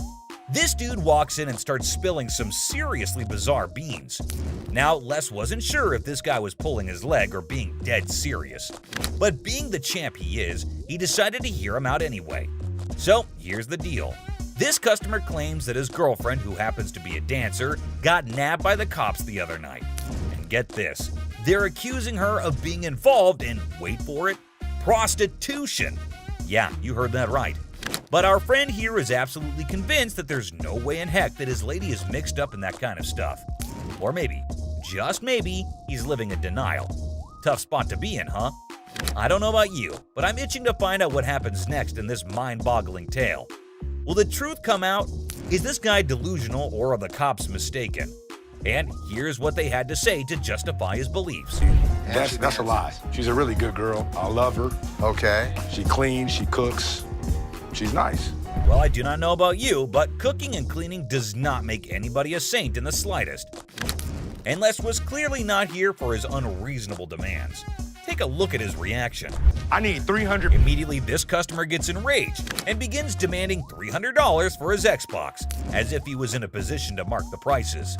Here is what went down at the pawn shop. $300, dog. You don't have to raise your voice at me. You. The customer then starts cussing at which was $80, which is way far from a whopper of $300. He even put his finger on Leslie's face, and that is when he knew it was time for this guy to leave. And he did not make it easy or go away quietly. Take a look at what went down. Well, at least they wished him a good day. Moving on to the next. You talking to? Alright folks, let me set the scene for you. We got Sharonda and her son Deontay strolling into the pawn shop on a mission to get some bling bling for a special occasion. You see, it's Sharonda's birthday, and she's all about treating herself to some classic, fabulous jewelry. She's pumped, she's excited, she's ready to sparkle. But hold up, here comes Deontay acting like he couldn't care less. This kid's got an attitude and thinks he knows it all. He's annoying both his mom and Seth, the helpful employee trying to assist Sharonda in finding that perfect piece. It's $500. Except her son was in total shock over the price. Take a look at his reaction. That's a lot. That wouldn't even cost that. Seth was clearly annoyed at this boy's remarks because obviously he knew what he was doing, and his comments were not helping with the purchase. He kept saying that it would be cheaper at a regular jewelry store, when in fact, it was way cheaper here at the pawn store. Clearly, he did not understand the concept of it. And get this, he paid $500 for it. So if he can buy earrings for that much money, why can't his own mother? Alright guys, Brace yourselves for the next chapter in Sharonda's jewelry adventure. Let me tell you, Deontay's reaction? Yeah, it did not go over well. Not one bit. The look on his face says it all. Let's just say he wasn't exactly thrilled about the price tag. Things are getting real interesting now. Take a look. Sharonda finally loses her cool and tells her son to keep quiet because it is her birthday and she is allowed to pick out whatever she likes, and he definitely does not get any say in this. Seth comes to her defense too and tells the son that it's her birthday and her money, so she gets to make her choice. Hands this out. So you spent $500 on those earrings? Yeah. They're CZ's. Watch your mouth. But that's bull. How the hell is he gonna tell me that? Look. But here's the thing, folks. That employee was just doing their job. It's a classic case of drama and tension in the workplace. This time, Michael approached Ashley and tells her that he has a mink coat for her. She immediately asked him if he had brought it in before. Ain't the answer prepared. Take a look. I was walking up here. Who knows? Laugh. Man, laugh louder if you're gonna smile. That was for sure not a normal reaction. Almost all the time, it is useless junk. Michael did not react well to being accused of this, though, because he went off on the employee. The whole shop notices his angry rants, and very quickly the bouncers come to take him away before he causes any more of a ruckus than he already had. Finally, down to the #1 worst customer. This customer was being disrespectful and disgusting at the store, and someone finally put him in place. Whew. You understand that? I got you. Don't with my kid. I'm sorry, man. You don't with my kid. He walks in and notices a table and immediately just announces to no one in particular that somebody needed to come to help him out with it. That's really not a nice way to ask. Jeez. Take a look at how he was behaving. Let me lay on this mother. You see, was a sex table? So what? He was being very crude, and Ashley notices his presence there very quickly, especially considering how loud he was being. He again keeps shouting for someone to come help him, and then, you won't believe this, but he asks for Ashley in person and says she is his girl. Take a look at what he was saying, or rather shouting. Ashley, man, that's my girl. Yeah, I want Ashley, man. Oh boy, get a load of this, guys. Ashley was absolutely disgusted by what was going down. Turns out this dude we're talking about is a regular at this store, and he's always spewing disrespectful comments left and right. But here's the twist. Most of those nasty remarks are aimed right at Ashley herself. Can you believe it? But wait, there's more. This time, he's taking his craziness to a whole new level, and Ashley's never seen him act this bonkers before. He asks her what the table cost, and when she tries to reply, he says something completely horrible that caught everyone's attention. What you want for this table, girl? Get your ass over and shut up. The moment she spots this guy on the table, she's like, "Yo, get off, dude." But he's not having it. He keeps telling her to shut up or get lost. That's when the bouncers step in, swooping in like superheroes to have her back in a flash. But here's the kicker, my friends. Even after all that, he still won't quit with the rudeness. He's talking down to her like he owns her or something. And let me tell you, she's beyond upset. She's furious at the way she's being treated just because she's a woman. Take a look at what he's doing in the store. No, you be quiet. Look, come this way, baby. Who do you think you are to talk to me like that? If you let me, I'll be slapping. Yo, hold up, people. Leslie catches wind of all the chaos and rushes in to see what the heck is going down. And let me tell you, he's in for a major surprise. When he hears just how incredibly rude this guy is being, he straight up loses it. It's time for a full-on showdown. And let me tell you, this customer is in for a world of hurt. I mean, seriously, who would even try to mess with Leslie, especially in his own store? It's about to go down, my friends. Over how Look, I ain't even looking at this mother. Do you think you're talking to mother? Back up. Leslie has reached his boiling point. He simply couldn't tolerate how this disrespectful dude was treating his own daughter anymore. Enough was enough, and he was ready to put a stop to this nonsense once and for all. Brace yourselves, because things are about to get real intense real fast. Without hesitation, he grabs the guy by the neck and firmly tells him to get the heck out of the store. And let me tell you, it's not gonna end peacefully. That's my bitch. That's who I've been screaming for. Where's the manager? That's liar. Why'd you take my ring? But this customer who left their manners and respect at the door. Damn, I'll get some on this mother boy. Ooh. Damn, ain't this mother. Excuse me, what do you think you're doing? Well, that is exactly what everyone at the pawn shop was thinking when they saw this customer, who seemed to have walked in with absolutely no decency or anything even close to it. How hard is it to remember basic courtesy and respect when entering a store, huh? I mean, come on! We're all trying to coexist in this space, right? It's not rocket science to treat others with kindness and consideration. But no, this person seemed to have completely forgotten those essential values and decided to bring a bad attitude to the table. Let me lay on this mother. Let's see. What's this? Table? This what? Oh my gosh, it's seriously disgusting to watch, you know? I mean, why would he even randomly roll up into a store and straight up lie on a table, pulling off all those messed up moves? Like, was he high as a kite or just a totally ill-mannered brat? And to make matters worse, he kept making everyone around him super uncomfortable.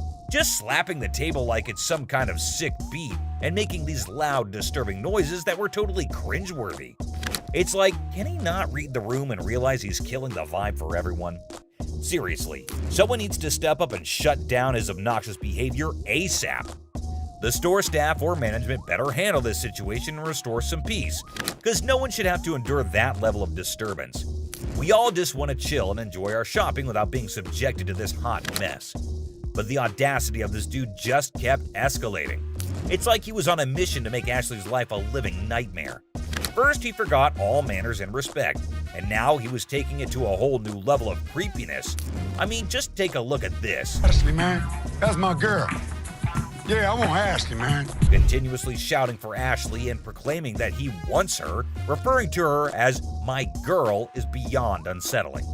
It's like this person has completely crossed the boundaries of appropriate behavior and entered the realm of obsession.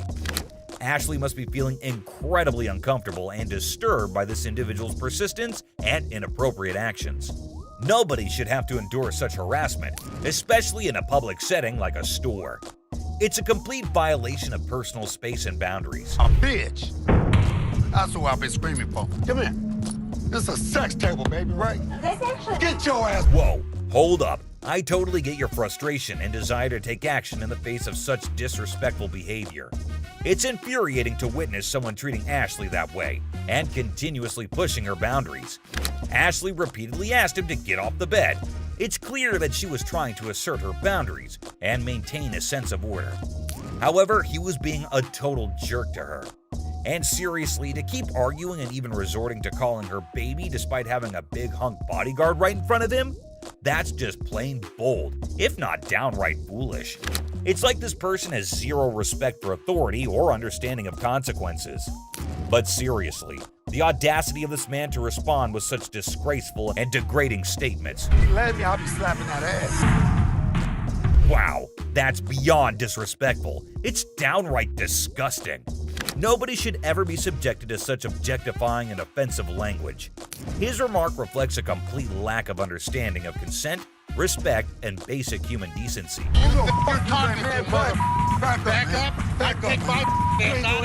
Yeah, that's what you face when you trouble the owner's daughter so much. I'm sure they didn't hit him right away, only because it was being recorded. I swear to God, Les turned blood red in anger and held the man by his collar to show him the way out. Get your hands off. Really? Really or what?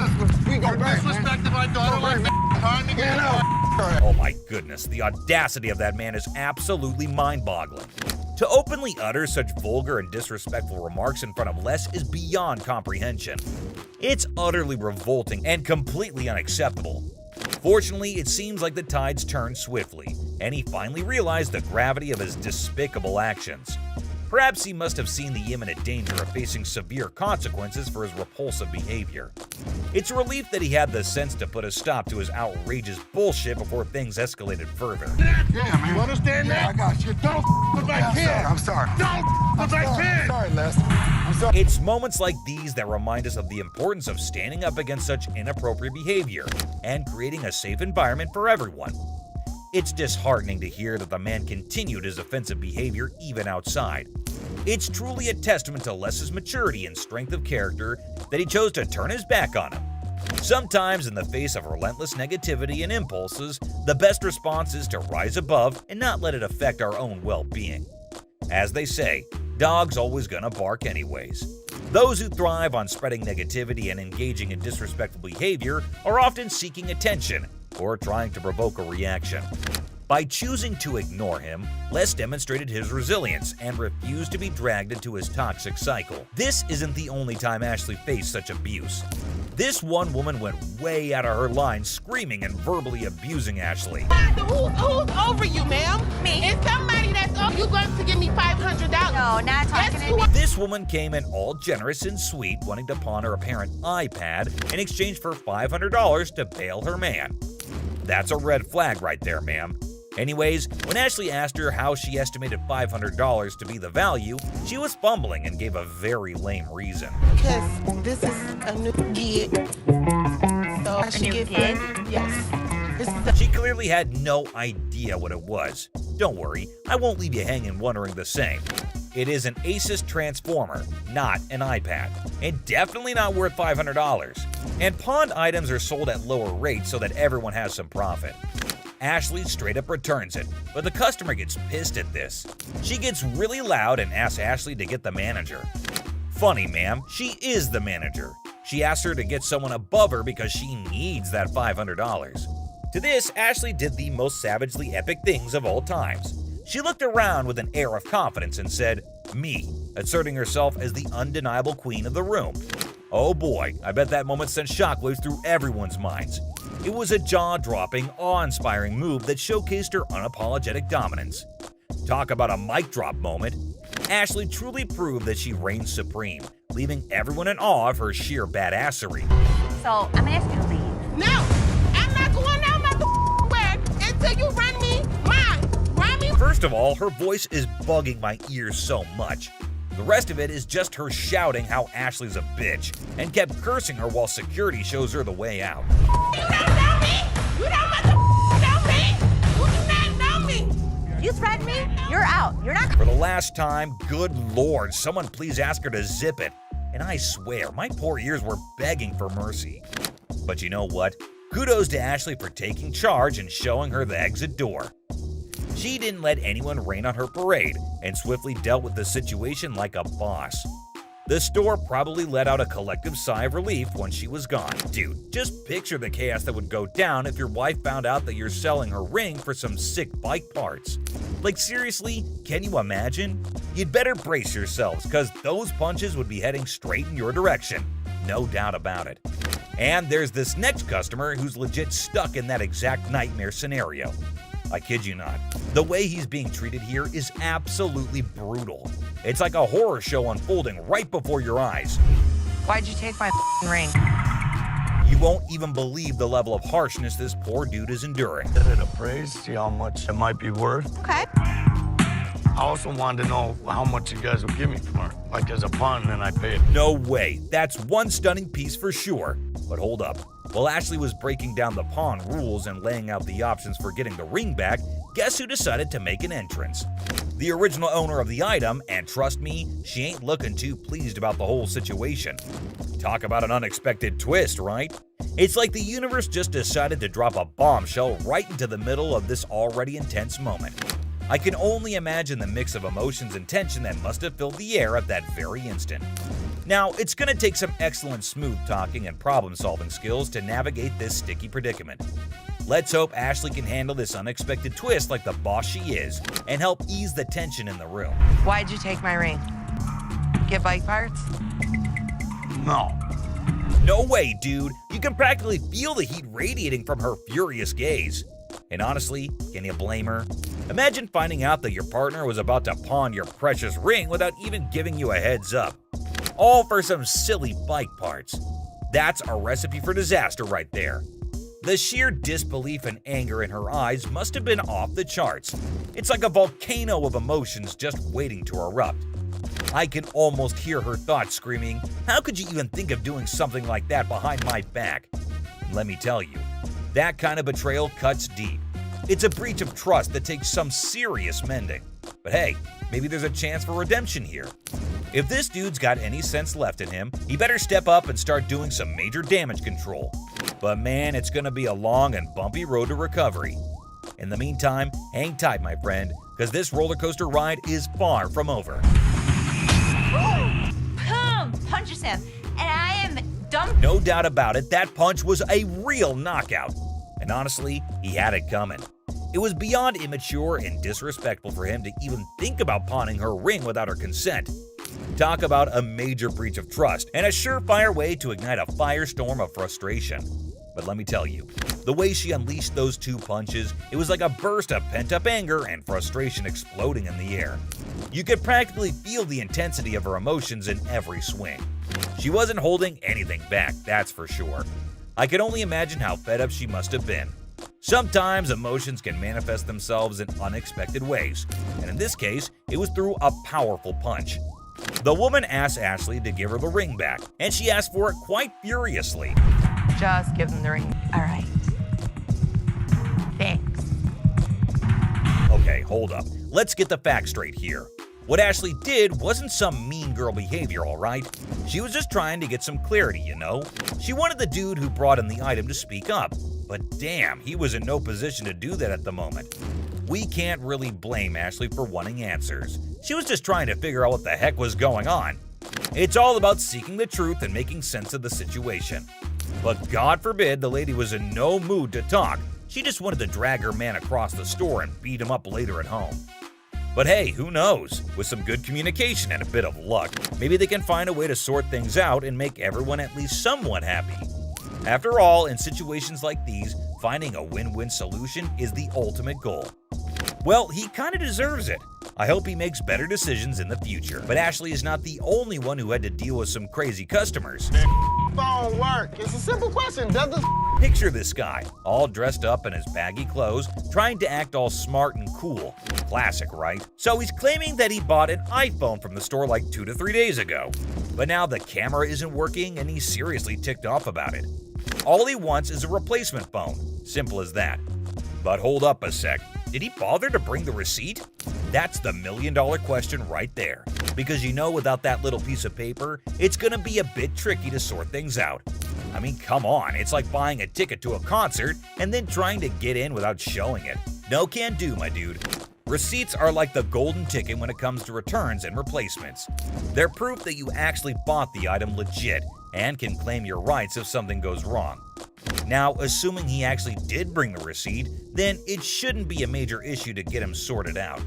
The store can check the purchase details, verify the warranty, and see what can be done about that faulty camera situation. It's all about following the proper procedure and making sure everything is legit. I ain't got it with me, I ain't bring it. So you're telling me you knew you had to get the phone exchanged and forgot the receipt? But Rich says they don't even sell iPhones for $200. So obviously my man over here is a scammer. Rich was very clear that he could look into it, but he needs the receipt. And he kept denying. Yet Rich asked him who showed him the phone so that he could double check. He randomly calls up one guy and obviously the guy denies, saying they had iPhones on sale 2 to 3 weeks back. And the customer claims that he got it 2 to 3 days back. But obviously the man didn't like the fact that he is getting caught. And you wouldn't believe what he said to Rich. Mohawk, shut the hell up. My Mohawk doesn't talk. It clearly does. Clearly it does. With that goatee, too. The goatee does. Like seriously, this dude went way overboard. First, he rolls up in here with a fake item that was never even sold to him in the first place. What's up with that, right? And then he has the audacity to start talking back to Rich like he's the boss or something. Come on, man. Rich ain't just gonna sit there and let this guy run his mouth without firing back. It's all about standing up for yourself and not taking any BS from anyone. Rich had every right to clap back and put this dude in his place.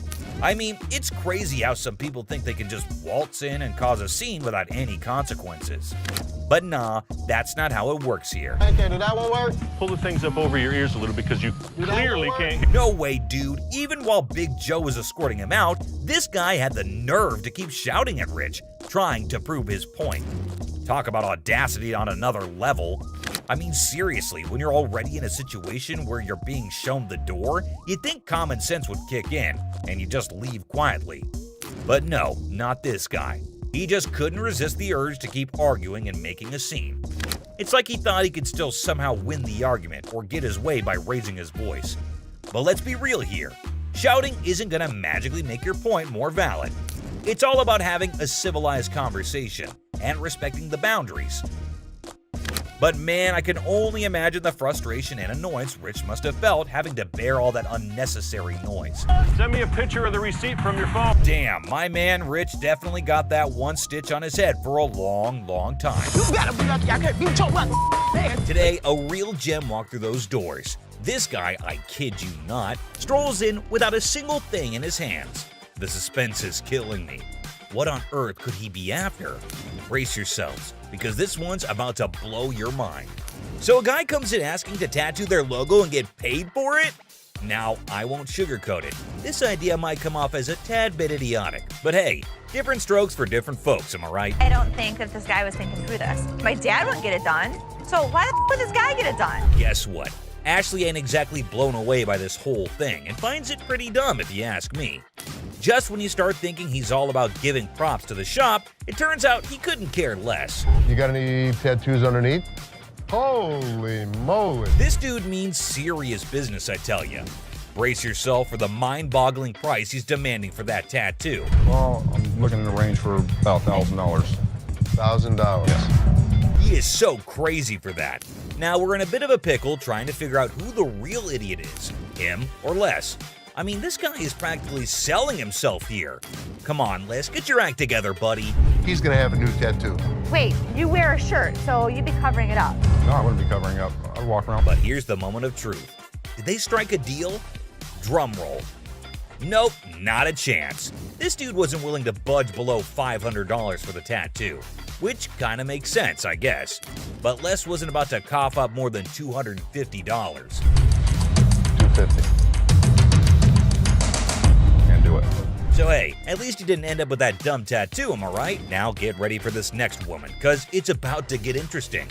So this lady is trying to make some money by selling these coats to cover her bills.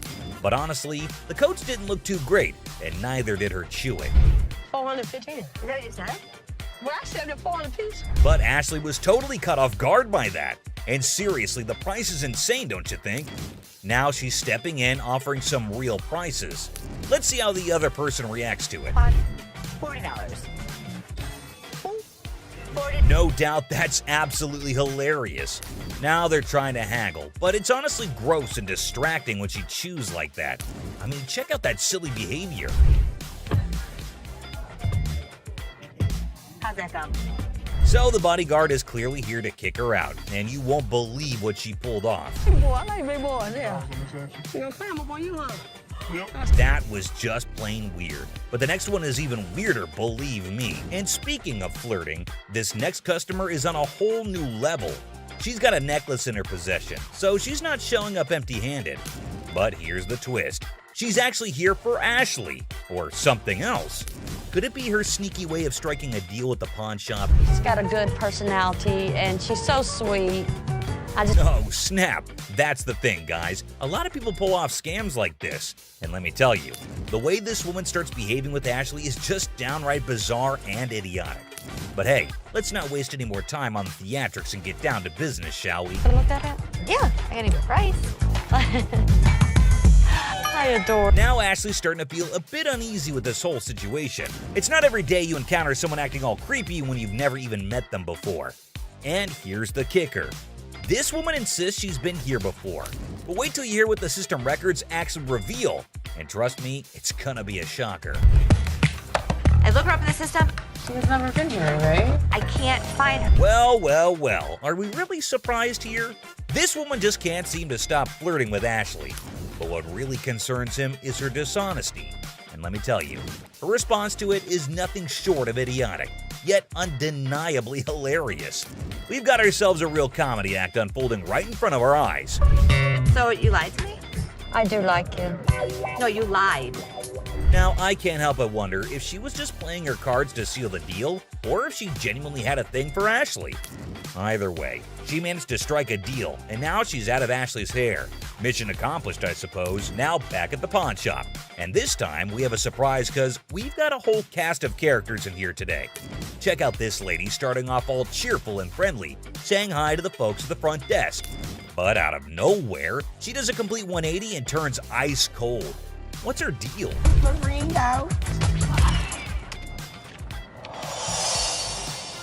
You lost this ring. This lady is all like, I totally came by here last month, I swear. But guess what? The computer ain't lying, my friends. The receptionist straight up told her that her precious ring is nowhere to be found. And you know what? It's on her. If she really cared about that ring, she should have shown up way sooner to claim it, but she didn't, so tough luck, I guess. You didn't bring it last month. You brought it 4 months ago. Now this lady is totally losing her marbles, you know? I mean, it's kind of dumb if you ask me. She should have just remembered where she left her stuff.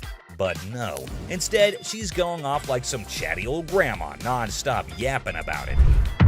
Give me my motherfucking ring and let me see a manager in this bitch. I'll get you a manager in this bitch. Oh boy, we've got a real character on our hands here. This lady just won't accept any responsibility, I tell ya. Hey lady, newsflash. It's your job to remember, not his. This is where she's really taking the cake and acting like a complete idiot. And get this, she starts pointing fingers at poor Les, blaming him for this whole mix-up. You got me up. Well, no, you got yourself up. No, you got. Can you believe it? I mean, come on, lady. It's clearly your fault, not his. Thank goodness for that bodyguard who swiftly stepped in and removed her from the scene. I gotta say, it's giving me secondhand embarrassment. Just look at the unending drama. Sorry that your grandma's ring exceeded its time limit. You made the mistake and did. But what we've got next will blow your mind. So it's just another day dealing with annoyed customers. This lady was supposedly waiting for 2 hours, or so she said. But man, isn't she a little too aggressive? Oh, you gonna ignore me. Can I get some help? Now Ashley jumps in to handle the situation, but this lady won't even let Ashley speak for a single minute. Such a big mouth. You need some better help up in here. I've been standing here going on almost 2 hours. This lady just won't quit shouting, and to be honest, Ashley is so done with it. But you won't believe what this customer does next. It's seriously shocking. Because he told me. Excuse me. Seriously, what kind of lady does that? I get that she's mad, but why resort to getting physical when the manager is talking calmly too? Les totally turned her down because it's just not worth that much. And this lady couldn't handle it, I suppose. You won't believe what she does next. Seriously shocking stuff. Man. This customer walks in claiming she's here to get back the stuff she pawned off. But guess what? Buy. Not pawn. They were buy. Turns out she didn't pawn anything. She straight up sold it off. Man, this lady is clueless. She doesn't have her ticket and she expects someone to help her out? Seth tries to intervene, but it's pointless because this woman just can't grasp the fact that without the ticket, there's nothing anyone can do. If you bring me the ticket, I'll be more than happy to take care of it for you. I need my. Show me the ticket. I don't have my ticket. Now she's all paranoid, thinking people are trying to deceive her, and she's planning to take matters into her own hands.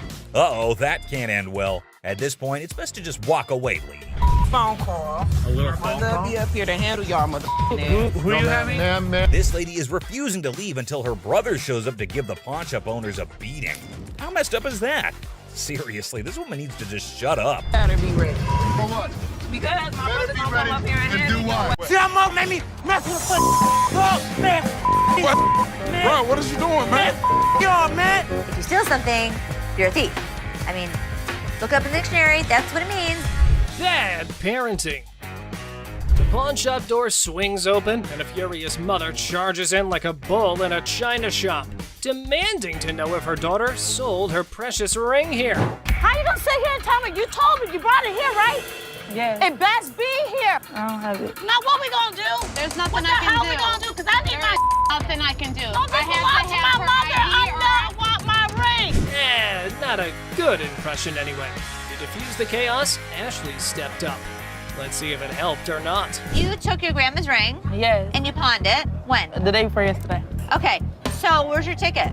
I don't have it. So let me ask you a question as a mother. Did you press charges against your daughter for being a thief? I'm not pressing no charges against my daughter. Then you can't get it back. No. Get a grip on yourself, Mommy. The woman just won't listen to anyone.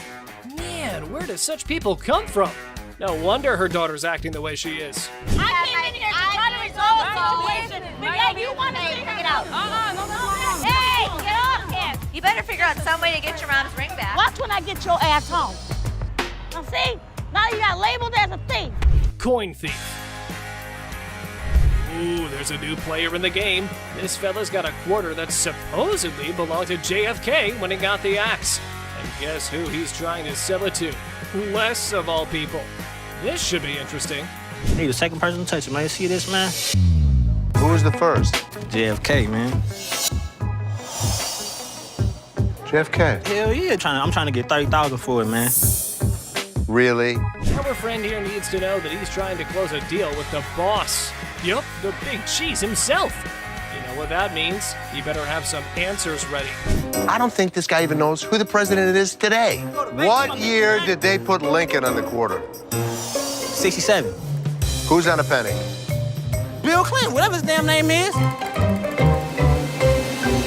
Well, he means you'll have to take your business elsewhere if you want to avoid glitter and dancing. But anyway, this punk got mad, and here's what happened next. Want to go out for the pass? Please. Man, follow him out. Much, man. Man. Oh, you forgot to ask you. Let's go. See how Mark made me mess with the oh, man. What? Man. Bro, what is you doing, man? Get on, man. Pink coat. The woman swaggers into the pawn shop, yelling that the pink coat is hers. Guess who she encounters for the argument? That's right, it's Les. Well, number one, it's a brown fur coat that you have. No, no, that's pink. On her pawn ticket, it says brown fur coat. Pink is not brown. Unless you're colorblind, it ain't your coat. The reason she gave was everybody in the hood knew that every pink belonged to her. What, woman, are you nuts? What we know here is only what's on the ticket, ma'am. Can I get my coat? Now get my coat. Right there. Give me my security! Security in this mother. Get your ass out of my store. I need my coat. Oh no, she's done it now. What could happen to her after upsetting the big dog? Let's find out. It's gonna be a wild ride. There you go. Holy mackerel. No, Coming down, y'all got my up in there. Bring me the... I want pink. I'm a pink bitch. Pink bitch. Everybody. Odd package. What would you do if a man strolls into your shop with a massive bag? Obviously, you can't wait to find out what's in there. This is what this sneaky guy did. Man, this is my bag. Okay. What's in it? Tell me what that means, because maybe I don't understand what you're talking about. Looks like the man had a top secret mission with this bag. He didn't let anyone unzip it. In my opinion, he's a freak. See for yourself how the whole scenario went down. You can't bring in a big bag into a business and not expect to have it searched. What the hell? Oh my God. My man, oh my God. What the hell? Wow, that was unexpected. I can't believe what just happened. I might need a moment to process this. It's not something any of us were prepared for. So I'm just gonna let things lie. If I see anything on the news, I'll report that he was here. I saw that. For all I know, there's a half-naked man in a gold G-string running around the streets of Detroit. Holy Pregnancy deal. A pregnant mom walks into a pawn shop, excited to purchase a wooden horse for her unborn baby. I was just here last week, and I seen this horse that y'all had, and I really want it. I didn't have the money last week. For sure. You saw it? Where is it? It's right over here. Sure. When are you due? Well, I'm due next month. Oh, it's your first? Yes, it is. Oh, but the down part was that she has no money. How unfortunate, considering her husband left her. Hearing her story, Ashley gets all empathetic and decides to give away the object to the yet-to-be-born baby mama. This is what she has to say. Let me tell you what I can do for you. You give me the 5, and then my gift to you is the remaining 15. That'll be great. That'll be really great. Okay? It means so much to me. Well, everything went well for the lady, and even Ashley was proud of herself for doing a good deed. Until this happened. Help you and the baby. What the Hello? Excuse me? Excuse me? Wedding ring crook. Looks like someone's sleeping on the couch tonight. This wife found a pawn slip for her wedding ring in her husband's wallet. Time to hit up the pawn shop and get it back. So your husband stole your wedding ring? Yes, he took it because we're having financial problems. I get why he did it. I just want to pay for it and get my ring back. Did you make a police report? No, I didn't make a police report. The hell am I gonna make a police report for? The angry wife missed the no ticket, no service memo.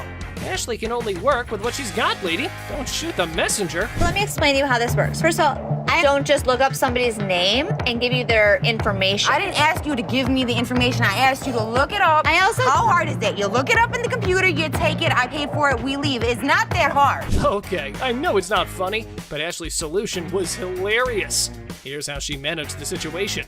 Nobody saw it coming. It isn't Take that hard. your pretty little feet, walk your pretty little legs out of here. You are not. Just go back there, give me my How hard is that? You can't just go back there and type in a name. It's time to go. The only person you should be threatening is your husband. Invisible friend. A guy trying to pawn a fake bracelet walks into a store with his imaginary friend. However, Les was skeptical until the friend started haggling for a better price. My partner right here, Robert, we want to pawn this. You're who? My partner, Robert, right here. Here's a person talking to an invisible friend, but I didn't see him. Well, Robert the imaginary friend needs a reality check. Maybe this dude should stick to playing pretend more believably. After all, the pawnbroker here is no fool. Robert, tell him, Robert, tell him. This is worth $200. It was a stainless steel bracelet that we don't sell here for $10. There was no way he was gonna get anything. However, his get-rich-quick scheme wasn't so quick after all. The customer's face fell faster than a lead balloon. This is how we reacted to the situation. And he talking about he can't give me nothing for this. What the is that? You know, come on, let's go to the outside. I gotta look at it a little bit more better. All right. I ain't leaving. I'm not leaving, man, until I get some money. I'm not leaving, man. That man, let me go. Stolen telly. This lady's ex-boyfriend pawns her TV for some quick cash. With determination, she enters the pawn shop and confidently declares, "I'm here to rescue my kidnapped TV." I need to get my stuff, my 2 TVs. I need your ID or the tickets. I don't have no ticket or no ID. My stuff was stolen and pawned from my boyfriend. We need him or the tickets. Or... What you need him for? He ain't even nowhere around. Ah, the policy police strike again. No ticket, no claims allowed. And in a spectacular display of logic defiance, here's how she responded to the situation. Listen, don't land on my window! Get my bitch! Well, if I'm gonna have to get ratchet, You don't pound on my window! Yes, I can! No, you can't! Oh boy, it seems like someone stirred the hornet's nest. But fear not, Ashley swiftly shut down those threats like a master conductor. Lesson learned, universe. Okay. Oh, please. Bye. See ya. No. You're crazy. Yeah, I am crazy, and I'll show you crazy! No password.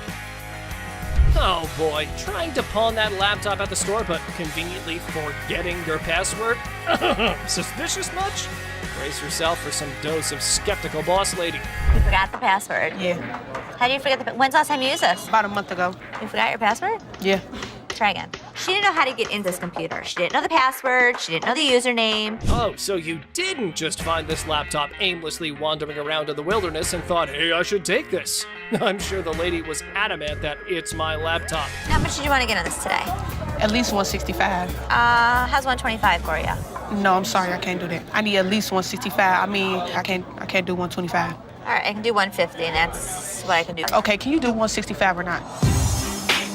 Blink of an eye, the laptop lady became wild and crazy. Her responses and shouts made everyone wonder if she was off her rocker. I am a grown-ass woman. You're not acting Flat like out. one. Like I said, I am a Like I grown-ass said, woman. you're not acting like I'm not one. gonna sit here and argue with you. Like I said, I can take don't. my business somewhere else. Goodbye.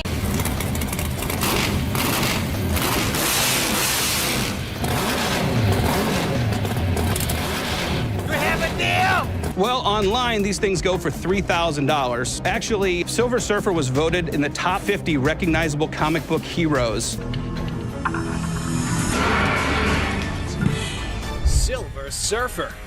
Oh, guess what? We've got a bona fide comic enthusiast here. Big surprise. Like, who isn't, right? Well, this guy's taking his passion to a whole new level.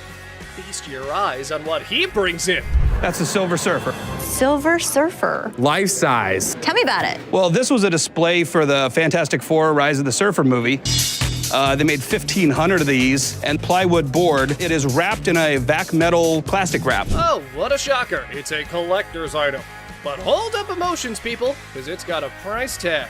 I'm not sure if the experts are going to agree. Well, online, these things go for $3,000. Actually, Silver Surfer was voted in the top 50 recognizable comic book heroes in America. I mean, I really went $2,000 for it.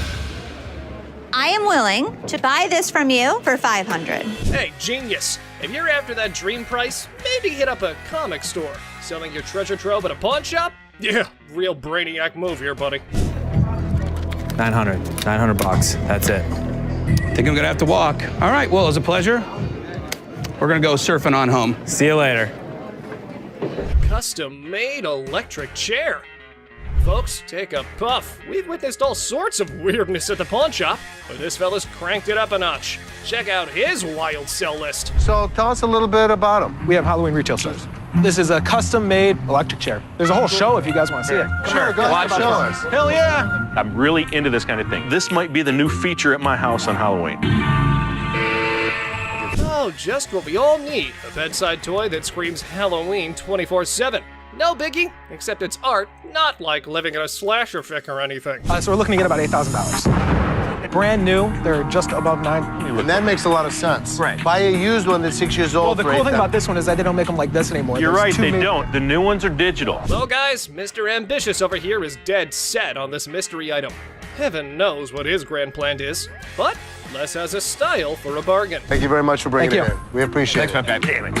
I'm a little disappointed that I gotta schlep it back home, but, you know, with Michigan being, like the #1 state for haunted houses and attractions and things like that. Elephant skull haggle. Oh, guess what?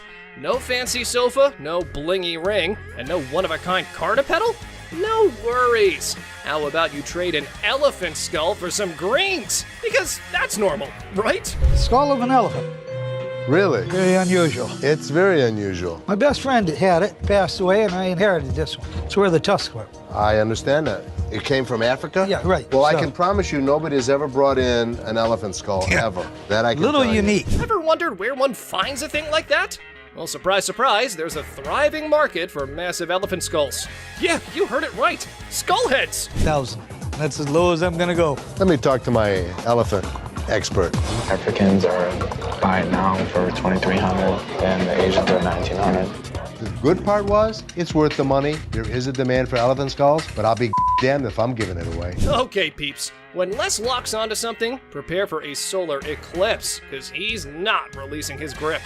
Anyway, there's a plot twist in this pawn shop drama. I got $700 bills waiting for you. $750.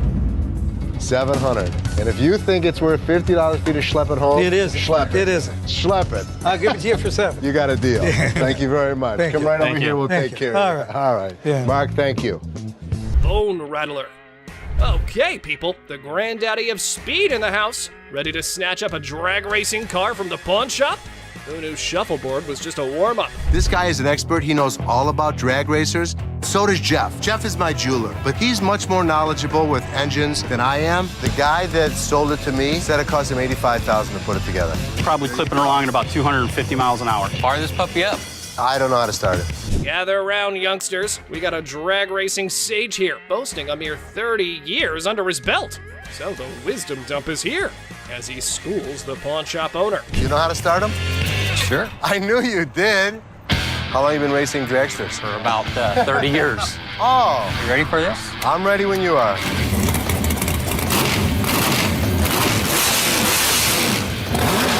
All right, Mr. Been There, Done That. Let's see if your drag racing tales can seal this deal or take a nosedive. Now, coming straight to the negotiation. 20 grand. 7,500. I don't think so. If you give me the money today, 15,000. I'll throw the skeletons in for free. We have a deal for 15,000? I guess so. Thank you very much. Have a good Enjoy day. your new car. Mechanical bull. Ah, the good old days of Wild West bull riding and rugged cowboys. Some dude missed the memo that it's not exactly the trendiest scene nowadays. Time to catch up, y'all. Going for a ride in my parking lot, or what are we doing? Let's have a little fun, girl. We're trying to sell our mechanical bull. Why do you have it? A Western-themed restaurant bar before, and that was the theme. We put the bull into the bar. Well, slap on those cowboy hats. We got ourselves a scene here. But seriously, who's taking bets on whether they can wrangle a decent price for that rodeo-style bull riding? Let's say you were to buy these brand new. How much do they cost? They cost around $15,000 to $20,000. How much do you want? $15,000. So if I was to buy this brand new or buy this used from you, it's the same price. Rental companies rent these out for $750 a day. There's a lot of revenue potential. Ah, man, sad to see these alpha men taking back their bull home. But folks, hold on to your hats. Maybe Ashley has something else in her mind. 3,000 right now. 45. 31. 39, you pack it up. That's my bottom dollar. 34. I can't do it. Sorry, good luck. Dr. Death's van.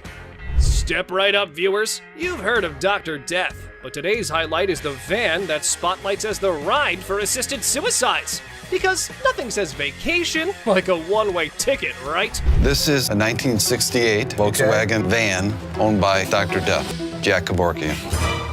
By Dr. Death. This is the actual van that he did his first and several other assisted suicides in. Jack Kevorkian was an iconic figure in the city of Detroit. We're not aiming for a Valley of Chrome farewell tour this time. Mr. Big Bucks here wants a six-figure sum. Brace yourselves, because Les has his few concerns all queued up. It is a piece of history. I like buying weird. You won't find another one. The problem is, it doesn't make sense to spend six figures on something like this for me. Well, you either love it or hate it. But I love it. This is definitely a piece of Detroit. A van oozing that delightful combo of creepiness and death vibes. So legit. However, why not throw in another expert opinion? Let's see how that went. So 10,000 ain't gonna buy it. No, I'm in the six-figure range. 20 grand? No. 25 grand. 30 grand. 50 grand? 30. One time. 50. 30 cash right now. Bizarre bikini. Check out this granny of the century who strolls into the pawn shop with an elderly figure that has a lot to do with, I don't know. You have a look and maybe you decide. Which is the doll? I heard that. I'm undressing her. What can I say? A really nasty-looking woman, but a very cool item. Yep, that's about accurate. You just saw a long-legged granny in a bikini. All the efforts are done in the name of art. However, our granny here invested in this model. How much did you want for this thing? I'd like to get $500 for it. This thing is art. It's a very cool item, but not for that price. She's really cute. I mean, she's really fun to look at, but it's not going to be even close to 500 bucks. Never mind, that was gonna be a deal breaker. Unless Les had some more quotes to add to the art piece, this stirs things up for the selling mix. Here this woman was playing my game, and I was losing. 200. 190. I'll take it. Will he stop? Okay, schlep it home. You know, I heard my dad saying it wasn't worth the extra $10. Bull. She wants 200. Latex vacuum bed. Look who's spicing up the pawn shop scene. This dynamic duo's got a latex vacuum fetish bed up for grabs. You know, just your average afternoon errand. Latex vacuum bed. A what? A latex vacuum bed. So you have sex with latex? Pretty much. It's like the autoerotic asphyxiation is what Pretty it is, much, correct? yeah. Bobby J surprisingly knew exactly what this thing was. All right, I was wondering, who needs candlelit dinners when you can have vacuum-sealed intimacy? I'm not here to judge. However, here's a quick demonstration. Is it normally when Felix has his hand over his mouth? Normally what they like. I actually used it. Are you breathing? There we go. Not gonna work. It's working. Everyone's a critic when it comes to, what's the word? Innovative sleeping arrangements. Yeah, there we go. And we aren't sure if that ever went up for the big sale. Used it. So how could you not want to do this with him? Because I don't want to suffocate. It's not for everybody. I'm familiar with the bed. Very much so. Just imagine having sex and he don't have to hold you. Perfect. Well, now we got that out of the way. Watch your punk ass up! But you ain't taking my motherfucking car, you I got my laptop home!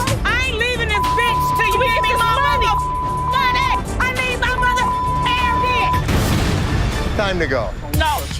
My friend's laptop. Are you low on cash? How about you swipe your laptop, hoping to make a quick profit at the nearest pawn shop? If you want to give it a try, just watch what you're heading into. What the hell? You mean to tell me you don't stole my damn laptop and I don't blame them damn kids for this damn laptop? All this damn. That's how you gonna blame me? We supposed to be friends. Got me up. Take my laptop. Ugh, that tension, right, folks? However, our big boss Les was unable to fully comprehend the conflict. And he couldn't care less. These people were just up to making a fool of themselves. I think that these women were fighting over laptops. Watch your punk ass home, bitch! Watch your punk ass home! Cause you ain't getting my motherfucking car, you bitch! I got my laptop home! But we, being a sucker for drama, sorted it all out. Apparently, somebody's valued belongings were stolen by their BFF. What chance do they have of surviving this unthinkable betrayal? I my laptop all this time, and I'm thinking these damn kids got my. Okay. All right, that's enough. That's enough. All this time, my laptop was missing, but I got my laptop. That's all that matters. All right. Earring error. In the dazzling world of pawn shops, we find a woman aiming to part ways with her prized earrings. But only if things were that simple, then there wouldn't be a whole show made out of it. I'm here to pawn these earrings. Okay. Trying to get $350 for them. Why do you need the money? It's none of your business why I need the money. Pawn my jewelry. We all know that our big boss here has quite a keen eye for the merchandise he deals with. And warning, you better watch out if you try to sell him a knockoff. These are real. They are real earrings. They're just not real diamonds. They are. No, they're yes, not.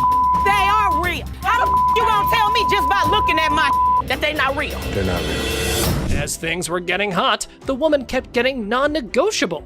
That definitely makes a reality TV treat. Keep it coming, girls. Ladies that act like ladies are treated like ladies. No, it don't work like I ain't leaving this bitch till you give me my money. I need my mother.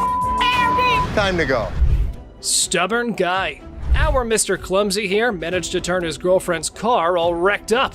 Now he's off to pawn his genius-level ideas to fix the car and his relationship. I need to pay my court fees. I got a DUI, crashed my car. Well, her car. I took her car with a couple friends. You just need to get as much as you can. It's not your damn business. I'm here for you. All full of himself, he went all gangsta mode on Seth, trying to get money for 2 of his rings.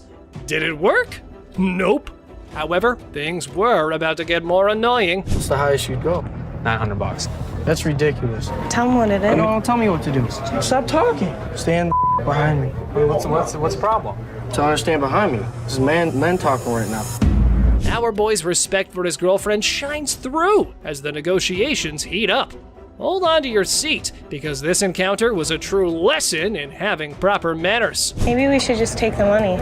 That. Stop talking. Just Dude, stop seriously, talking. why are you Just such an stop. ass? No, you need. No, I don't need to. You're my store. This It is my property. business. This It's not your property. Do I She's her tell own your person. property what to do? Hopefully one day she'll wisen up, move on, and realize that this guy's a complete tool. Mother-daughter feud. Well, ladies and gentlemen, hold on to your liquor bottles for a heartwarming episode of Mother-Daughter Treasure Hunters. They had gathered some priceless junk to fund their world tour. So what you got? I got some really expensive stuff. Show me. Some old liquor bottles. Some old albums. Stamp book. Didn't you think he worth something? No. You got a whole lot of nothing going on over there. But wait. Les examines their items and deadpans. Sorry, ladies, it's all junk, no worth. The things took a swift left from there, guys. Told you it wasn't worth nothing. You need to watch your trap because this worth everything to me. It don't matter. They don't want it. This is not junk, okay? So don't you comment on I told you. So you better not don't. to come here. You better don't go there. Gas. You better don't. You better don't. It's like watching a comedy where emotions run high over little treasures. They both argue fiercely about sentimental items. Talk about teaching your kids some manners. I will kick your ass. I'm your mama. You better don't. How the heck? You better don't. No, you get the off my. I thought it was kind of funny watching the mother and daughter argue with each other. Okay. All right, that's enough. That's enough. Body slam. Our guy claims his grandma's ring is a lost treasure. Well, that part's for Ashley to decide whether it's real or something that came out of a cereal box. How much are you looking for? Is this enough to pay rent? How much is your rent? $300. Okay. Do you have anything else? Because this unfortunately is not real. What you mean it's not real? It's not real gold. Basically, y'all sit up here and waste my time talking to you. You don't waste your time. Oh dear, Mr. Sad Story. You've really painted yourself into a corner now. It was almost as if he was starring in his own drama series. Come on, just give me my rent. I need to speak with somebody else because you irritate me flat out. I'm trying to help you solve your issue. What you mean? What you mean? I'm trying to help you solve your issue. Lower your voice. This guy's acting really erratic and it's making me really nervous. Hold on tight, because here come the Powerpuff Boys to rescue our protagonist from his own soap opera. What a gimmick. A day he's gonna remember for a while. Don't put your finger in her face! No, she ain't by herself, She ain't by herself, my man. Bitch, I'll be back, bitch. You're talking that now, get the hell out of here. He was lucky I have other things on my mind, or I would have beat him to a pulp. PlayStation. In a stunning twist, our lovable, larger-than-life customer walks into the pawn shop dreaming of snagging a PS3. Let's hope the controller can keep up with his enthusiasm. How much are your PlayStation 3s? How much you want to spend? I got $70. Can't let it go for 70, my man, unfortunately. I've seen them for $70 to $80 at other pawn shops. Does it come with a warranty? It comes with an as-is warranty, unless you'd like to purchase an additional warranty, which I'd like to help you with. This is bull. Our six-pack gamer needs some physical exercise rather than video games. Mirror, mirror on the wall, who needs a jog more than them all? I need a PlayStation 3 for $70. I sell them for $100. That is ridiculous. All I got is $70. I want somebody else to talk to around here. Well, there's only gonna be one other person you're about to talk to, and if you keep your voice raised like that, we'll be more than happy to speak with you. And here's where you might consider scheduling that eye wash. Oh boy, up next could rival a comedy sketch, complete with unexpected twists and turns. Get out of here. I'll take a ride, big boy. Big boy. Ride, big boy. Here we go, big boy. Here we go. Have a good day. What's all that about? What you want to do? I come down this level, beat your ass down here. What? Think you all that, bitch? Do it right. Ashley fires. So, guess what? There was a worker at the pawn shop who some folks thought might be stealing stuff.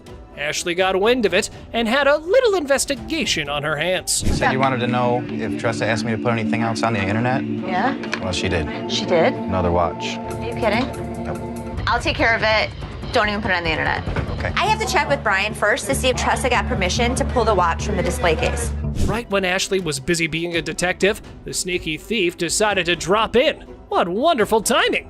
Well, since you're here, time to do some explanation. I didn't ask him to put it online yet. I didn't ask him. So he wouldn't just offer it? Right. You said to come to one of you guys. Well, before I would have bought it, I would have came to you But guys. you already asked him to put it on the internet. No, I said, was it a possibility? I pulled it out. Okay, you went around the bush and kind of asked him. No, I'm still not 100% sure if I wanted to buy it.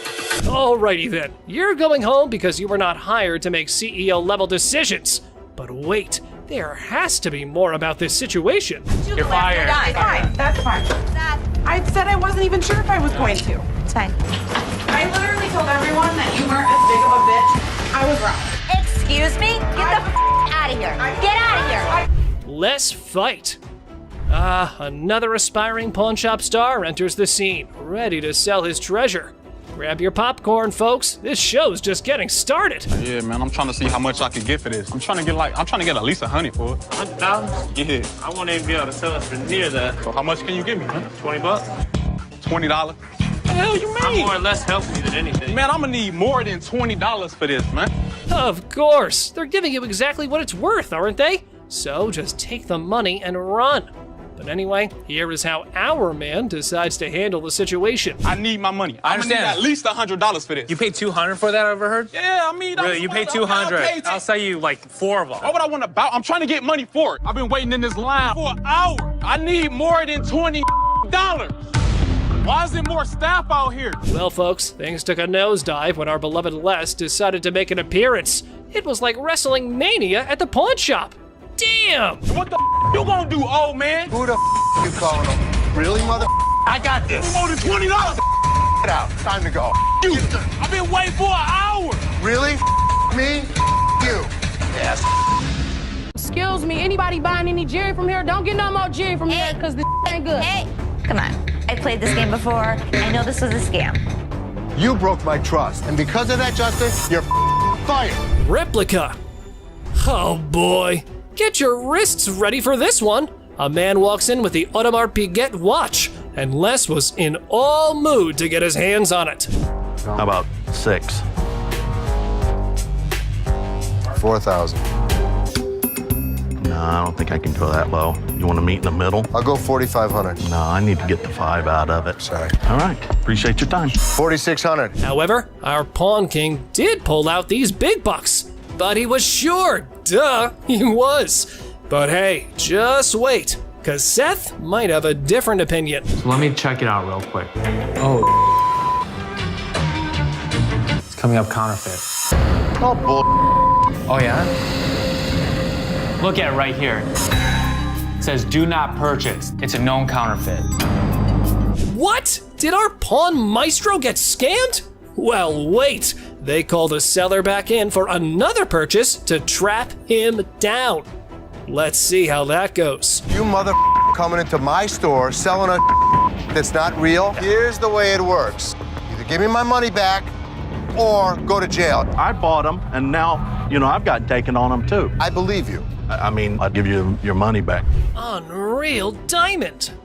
Regular day at a pawn shop until this woman came in claiming that her niece bought earrings from the shop, but one earring lost its diamond. FYI, this is about to get interesting. Watch this. She bought them from us? Yes. So there's 2 problems here. The first problem, you don't have the receipt. Second of all, on the receipt, it says no cash refunds. One more problem that's really key to this whole thing. These are fake. Told you a twist was coming, folks. You heard the boss lady. The earrings were as fake as a $3 bill. And this revelation was too much for the customer to handle. Anybody buying any jewelry from here, don't get no more jewelry from here because this ain't good. Come on. I played this game before. I know this was a scam. Where's your 2 I'm options? talking to you.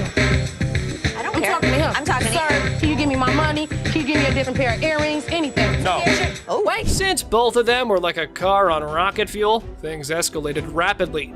Therefore, they had to summon an expert to teach this lady who's in charge around here. It's time to leave. I'm not going nowhere. This is Joe. How you He's doing, gonna Joe? show you to the front door. Wait a minute now. Get your hands off. I guess Don't you're mind leaving. I'll be back. See you then. Little ass baby, you need to go get fair right quick. Antique necklace.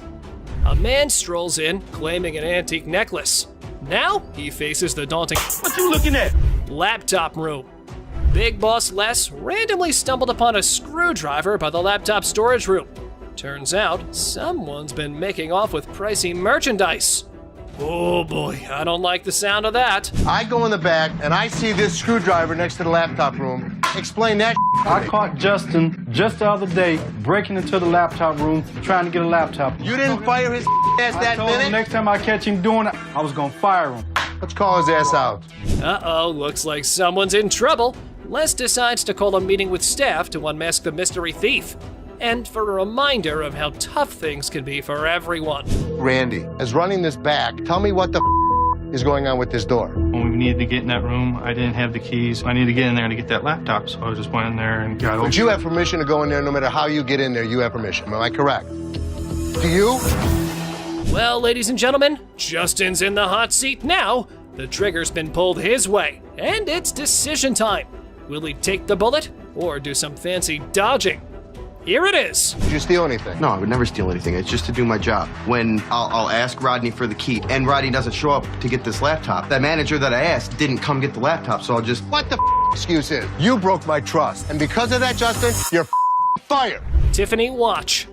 A man's got an antique Tiffany watch and a burning desire to sell it to the pawn queen, Ashley. But hold on to your goats. There's a twist coming. I've already done a little bit of research on this thing. This watch is 160 years old plus, at least. And you've had offers of $3,200 and you want more. I do. It's gorgeous. There's old mine-cut diamonds on this. This could be worth thousands of dollars. I need my dad's help. Our jewelry-selling farmer decides to bring a goat as his lucky charm while dealing with the boss lady. But the real question remains, is the Tiffany watch the real deal? This watch could be worth a fortune. Does it say Tiffany in it? Nowhere inside. That's the problem. So, a couple couple things. Why would Tiffany not want to buy it? They don't actually do that at Tiffany's in New York, so they won't authenticate it. They don't authenticate items that aren't genuine, sir. Like this cheap knockoff. You better go put that back in your pocket. And get going now. The movement in the watch is not Tiffany. Tiffany did make their own movements. Another thing that makes us believe that it's not Tiffany is the way the diamonds are set. 160 years ago? Tiffany would have normally set them better. More professionally. Even back then. I can pop it back on. It's no big deal. It should pop on pretty easy. No cables. Here's a classic one, folks. An elderly lady wants to pawn her TV, but there's a twist. No cable or remote. Let's see how Les handles this clown. I have 2 sons, and I'm a few dollars of getting them an apartment. So this TV is gonna help me to live again. What will you do when you go home? Won't you miss I might want to get naked up in there. What in the world is she doing? She thought maybe acting like a fool might cash in some bucks. But I don't think that's ever gonna happen. How little bit of cash would suffice? Suffice. Or suffice? 150. Do you have a plug? You have plenty of them here. You got the remote? They got plenty of those too. She had no cord, she had no remote. She really didn't know what the hell she had. Our old mama here might look for some other ways to fund that boys over, because clearly that isn't much to talk about after that. You see the situation I'm in. Let me show you how important this is to me. Boop, boop, boop. What about that now? Cash.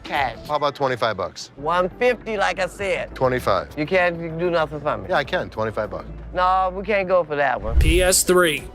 This dude looks like a goon from GTA. He came to the pawn shop to reclaim his PS3.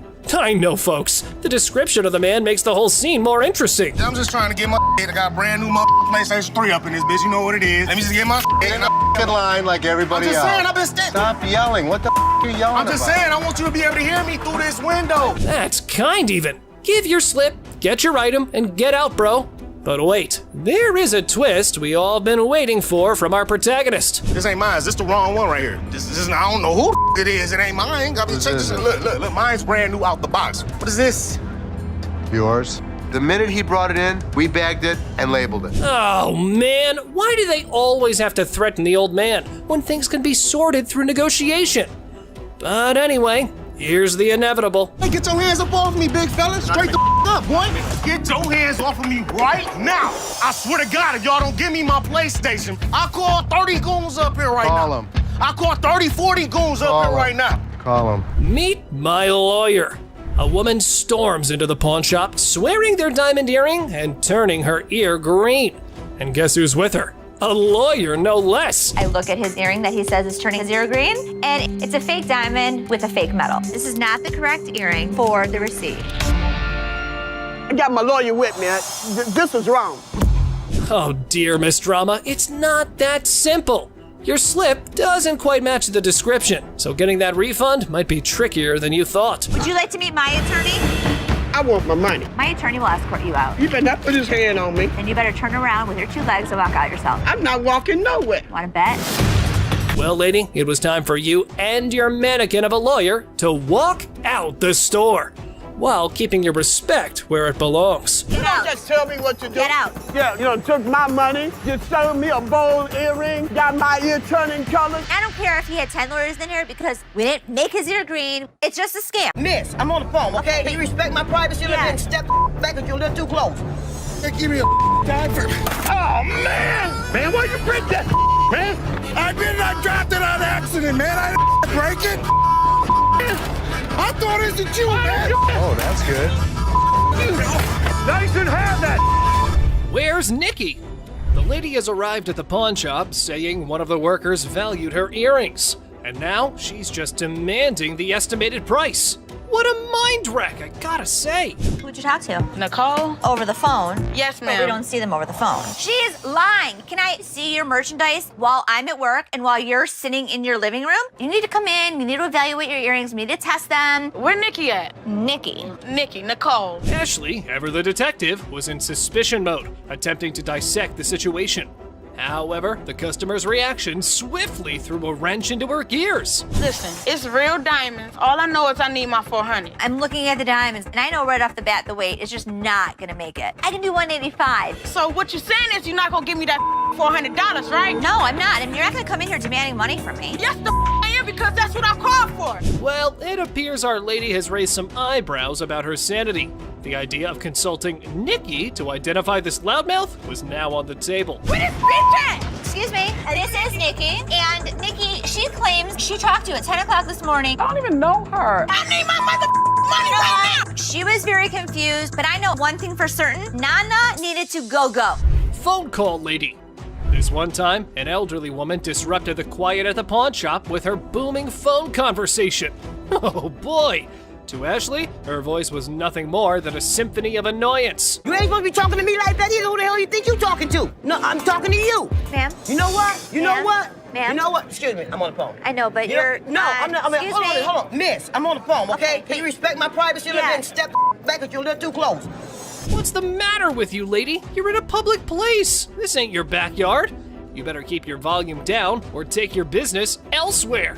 Duh! Miss, get somebody to help me, please. What do you need help with? I need some help with my rings right Can you here. take off your I ring? haven't- Wait, you just walking up on me like, can you see my rings? I don't even know who you is. You want me to help you? Don't walk I up on can me. help you now. Do not walk up on me. Or else what? Okay, keep walking to find out. This lady was probably angry with someone else and had decided to make this pawn shop a stage for her little vent session. Well, here's how Ashley took control of the situation. Now, can somebody help me other than you? No. All right, that. Don't follow me no more. I won't come back in this bitch. All the motherfucking times I've been coming in here giving y'all my motherfucking and this is how I'm getting treated. Y'all. I told you I don't know who the hell this lady was mad at. You. 70s PC. Two older folks enter the pawn shop with 1970s computers. They hope to sell them to fund a trip out west. Let's see if they were able to enjoy the blast from the past. Got some equipment here. So how much are you looking for? About $900. To be honest, if you bought these new, it's about like $400. We need more than that. Yeah, we need more money than that. What I can offer you is $0. $0. Things took a sudden turn, and honestly, it felt like we stumbled into some reality TV treat. Buckle up, because this pawn shop just got a lot more interesting. You mean $0? Most people don't get that aggravated when they bring in like ancient artifacts. Yeah, people collect these. Oh, they're antiques now. We'll take $800. $0. That's the How best many times do I need to tell you? No, $800. We're not interested in it. Leave the I ain't store. I'm taking not it out of taking this it. store. Well, fellas, y'all better just use it to scroll some pictures of the out west, because I probably think that trip's now canceled. You and you too. Oh man! I thought it was you, man. You didn't have that. Put it in the dumpster if you want. She slap. Our big boy seeks an appraisal for a ring, and guess who he stumbles upon? None other than Ashley, the queen of quotes in this pawn shop. This ring right here, I wanted to get it appraised, see how much it might be worth. I also wanted to know how much you guys would give me for it, like as a pawn, and then I pay it back. Okay, when I give you an appraisal, that's not how much I'm gonna give you in pawn. Okay. Hold on. The gentleman minding his business faces an unexpected twist as his lady swoops in, ready to reclaim her ring most dramatically. What are you doing?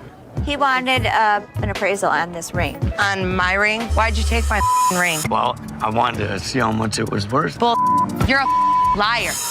Why'd you take my ring? Ouch! Painful lesson learned, folks. Our big boy now knows the golden rule.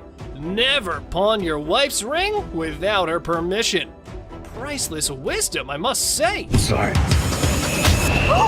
What? All of a sudden, boom, punches him, and I am dumbfounded. You're a idiot. Let's go. Right now. That's my TV. A boyfriend pawned his girlfriend's TV, and now she was on a mission to reclaim it. Looks like he learned the hard way that pawning isn't relationship therapy. My boyfriend pawned my TV, and I need it back. I don't got no slip or nothing, but I need my TV. He took my TV. I woke up this morning, and it was gone, and I need it back. He didn't give you the ticket? No, you can look it up. I can't help you without the ticket and if it's not in your... Y'all gonna do something to this mother, because I need my damn TV from out of here. Being mad and all that's one thing, pawn shop peeps, but our lady here forgot that this store had a no ticket, no service policy. So how about you keep your volume down, lady? So he stole it from you? Yeah. Okay, so what you need to do is go make a police report. No, I need my TV from here right now. Since it's not legal for us to look up somebody else's look name. up my TV, lady. No, I will not. Don't do that to me. Or what's gonna happen? Look, bring your ass out here and talk to me. Well, peeps, because we've got a show coming, our lady just summoned the Pawn Queen, and things are about to get interesting. Can I get my TV? I want my TV. Okay, you have two options. You can leave. I don't have no option. I ain't going nowhere. Bye. Get your big ass off me. I do what I want to do. Bye. Get your big ass off me. Have a good day. Pacifier Pawn. Seth, our pawn shop hero, encounters quite the character of a customer eager to part with both a TV and a ring. But wait, what's in her mouth? I'm Seth. Oh, you cute. Yeah. So how can I help you? I'm just bringing, my TV and my ring. Trying to at least walk out with 800. Let me see your ring. That's right, lady. Our Seth here wasn't going to crack open with that pacifier or your flirting skills. How about we cut to the chase and look at the valuables? Her ring was pretty nice. It has diamonds. It's 10 karat gold. Her TV was relatively nice. And you still answer my question. I said what you wanted. I know, I said I'm good. So, you need a loan or you want to sell it? Loan. Loan? About $300. Want to taste my ring? No. Or lick it? What did she just say? Well, even if the sun rises from the west, I ain't putting that in my mouth. How about we look for someone who might? Would you suck on that pacifier for $20? You can lick it. I know you want to. Yeah, you. Ready?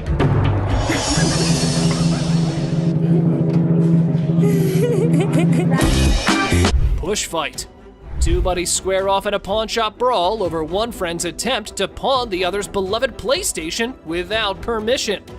This calls for drama. Took my PS3 trying to pawn my shop. Get my money back. You know him? Yeah, I know, that's my roommate. He tried to pawn my your shop, try to get some money off, but I want my PS3. He owe me my is mine. My back. Hey, do me a favor. We're not gonna scream, okay? What's happening here? This ain't your hotel room, spoiled punks. You're just creating a ruckus. Y'all better watch that tone and listen to the Pawn Majesty. Angelo, Steve, is that his? This between, yes or no? I mean, we're just trying to handle it ourselves. That's fine. Steve, I'm gonna ask you one more time. Is it Angelo's or yours? It used to be his. Okay. He owe me money. What I supposed Steve? to do? It's my Pay bills. coming You on ain't this. saying I tell you what I'm gonna do got with to it. all my I'll tell you what I'm gonna do. All right, guys, you probably want to take your business outside because there are some customers here who are not in a mood to listen to your story. Come take Can I see it? Come with me. You know, I'm a pawnbroker. I'm not a kindergarten teacher. You guys go talk about it amongst yourselves, and when you figure it out, then come back inside, okay? Until then, I don't want to hear you arguing. You grown men, not kids, go on. All right. Free grab. The girlfriend decided to pawn her boyfriend's Xbox, and now he's on a crusade to rescue it.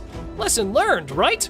Pawning is such a brilliant way to solve everything. My girlfriend, she came up here and she got rid of my Xbox 360 and I came up here to get it back. Okay, do you have the ticket? No. I can tell you her name and you can just give me my 360. I can't give you any information about somebody else's account. You just need to give me my stuff. But our man here forgot that this store needs a police report for such incidents.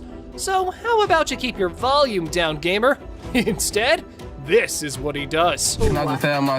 We can sell you another one. Well, let me just look for one that I want to grab. Okay, you go that way. Wait, right Hey, what here. else 360 there, And bro? I'll sell you one. Stop right here. No, ain't no And I'll selling. sell you one for $200. No, I can grab one for free. Excuse me? Yeah, you can heard. do what? What in the world was this dude thinking? He was running around like it was a jogging park. But hold on to your seats. Big Joe was here for a run too. Hey! Get out of here. Get the out. Now. All right, Don't ever step back my You gonna make me move? Get out of my face. It's my store. Bye.